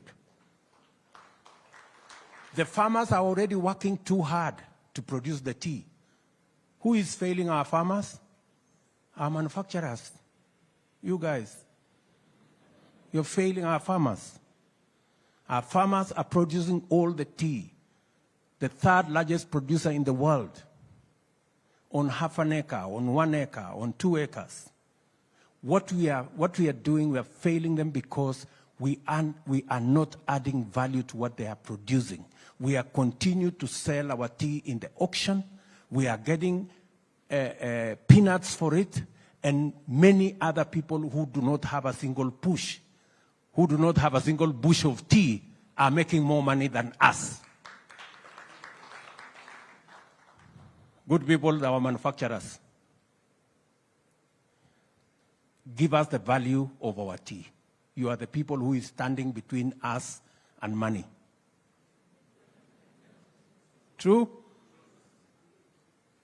Our farmers are working so hard with close to 30 million units of herd of livestock. They have 3 million hides and skins every year. It's being eaten by dogs, it's rotting, it's being buried in some places. When I went round Kenya with our economic fora, this was the issue everywhere. Mandera, Wajir, Tana River, the whole of that space, Kajiado. Farmers were asking us, we are livestock keepers were asking us, what are we going to do with our skin? Who is this group of people standing between us and the value that we can get from our skins and hides? You people. You are the people standing between us and 75 billion of product that we can sell. And we have a ready market, starting from our own children in school. Even the local market in Kenya alone, we are importing 12, 15 million pairs of shoes alone every year. Market is not the problem. Raw material is not the problem. The problem is the people to add value. They are sitting right here. True or not true? So, good people, as I said earlier, we must have a different conversation. We're having a conversation here about, you see, we have a problem with VAT refund. How does VAT refund stop us from adding value to the hides and skins that are going to waste? Muniambie. You know? So, and I'm not saying that there are no challenges. There are challenges. But there are bigger opportunities than challenges in our space in Kenya. Let us focus. Let us focus more in the opportunities that exist and less in the challenges that we have. We can overcome the challenges by leveraging on the huge opportunity that we have. We have a huge market. In EAC, in Africa Continental Free Trade Area, we now have the market infrastructure for us to take over the market in our continent. The reason why our continent is importing milk, powder, food, is because Kenya has not taken its place. Kenya is supposed to be the country that would position Africa appropriately to be able to make sure that we supply every commodity, every product that we should. Instead, we are having a quarrel, small quarrel. Oh, Uganda is bringing cheaper milk. Uganda should bring cheaper milk because they can produce it much more cheaply. We should be adding value to our own milk. We add value to our own milk, and I want to say here, we had a program of improving on our milk value chain. We had first 300 milk coolers. That product was sabotaged. That program was sabotaged because of interest. But I have gone back to that product. We are going to have another 660 milk coolers. We're going to add value to our milk. What we should be doing is our milk from our farmers. We should be adding value, producing butter, using it to produce powder, and go and sell it in DRC, go and sell it in Central Africa, go and sell it in West Africa. And then we get the cheaper milk from Uganda and we drink.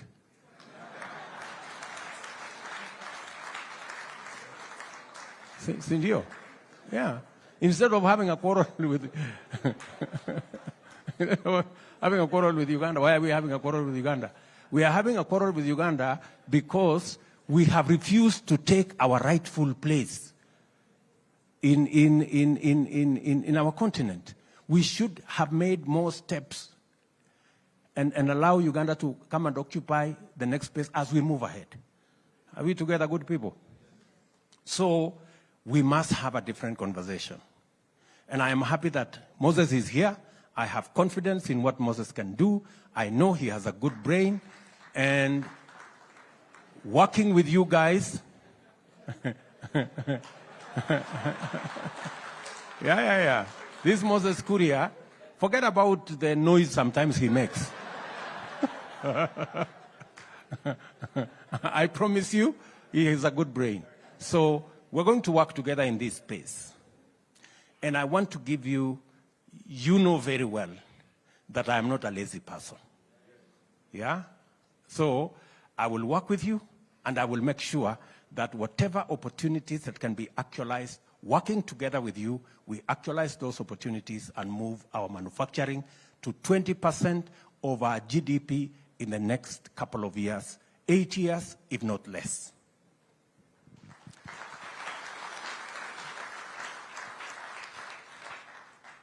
Access to credit is a big component of our plan. Financing is going to be a big component of our plan. There are some that we can cover with the Hustler Fund, but of course we have the Kenya KDC. KDC is going to cover your space. That is the area where we need to raise capital for industrialization, capital for manufacturing, capital for value addition, so that we can work with the SMEs, make sure they have access to credit, but also build the capacity of our Kenya Development Corporation so that we can also have resources available for the people in your space. So, good people, I am very happy this morning that we are having a progressive conversation.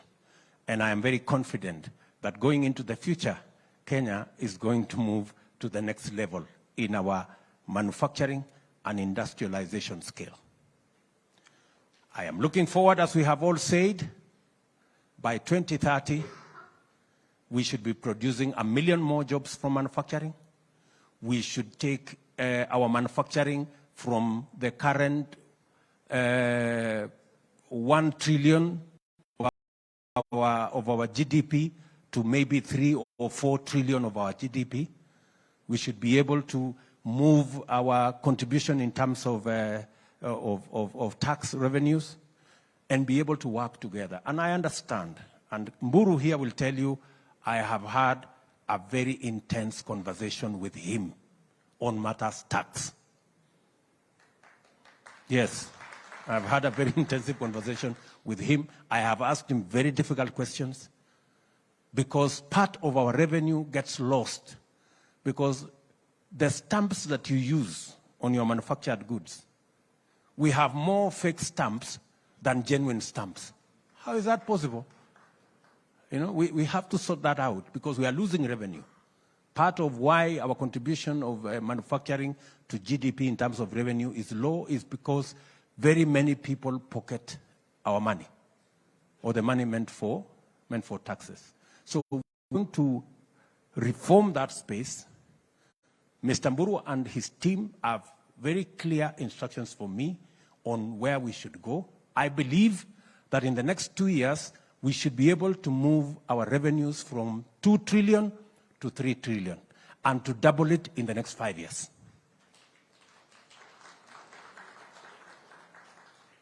Many people may not like that story because it means we are all paying taxes. But I'm sorry, everybody, we must all pay taxes. And I will lead the way by paying taxes.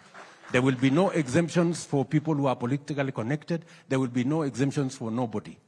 It's going to be the same yardstick for everybody. Are we together? That's the direction we are going to go. And I want to promise you, good people, that we will also make our tax regime predictable. I agree with you. I agree with you. Investments in manufacturing are long-term investments.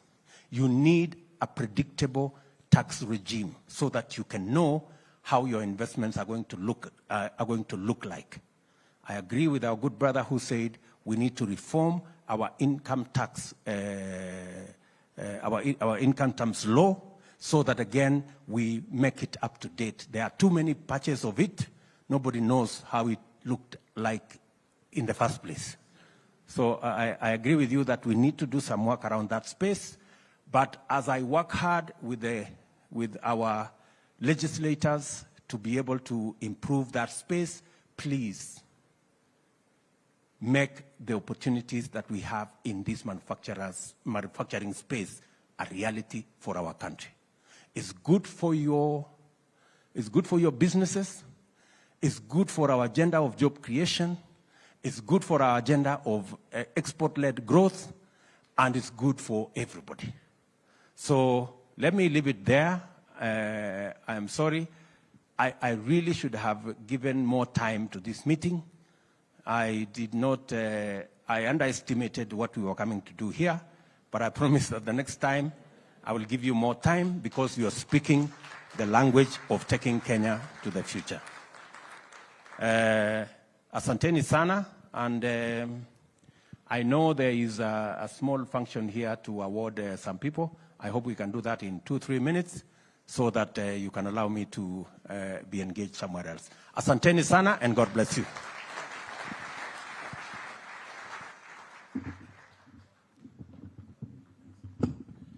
Thank you, Your Excellency. We will award SMEs, and the first one, Your Excellency, is winner in human resource management, and it goes to B Care Apiaries. Quickly, please. B Care Apiaries, that's the first award. The second award to be followed by Mbagdev Holdings, American Limited, all in that order. Kindly, we start coming over so that we receive our orders.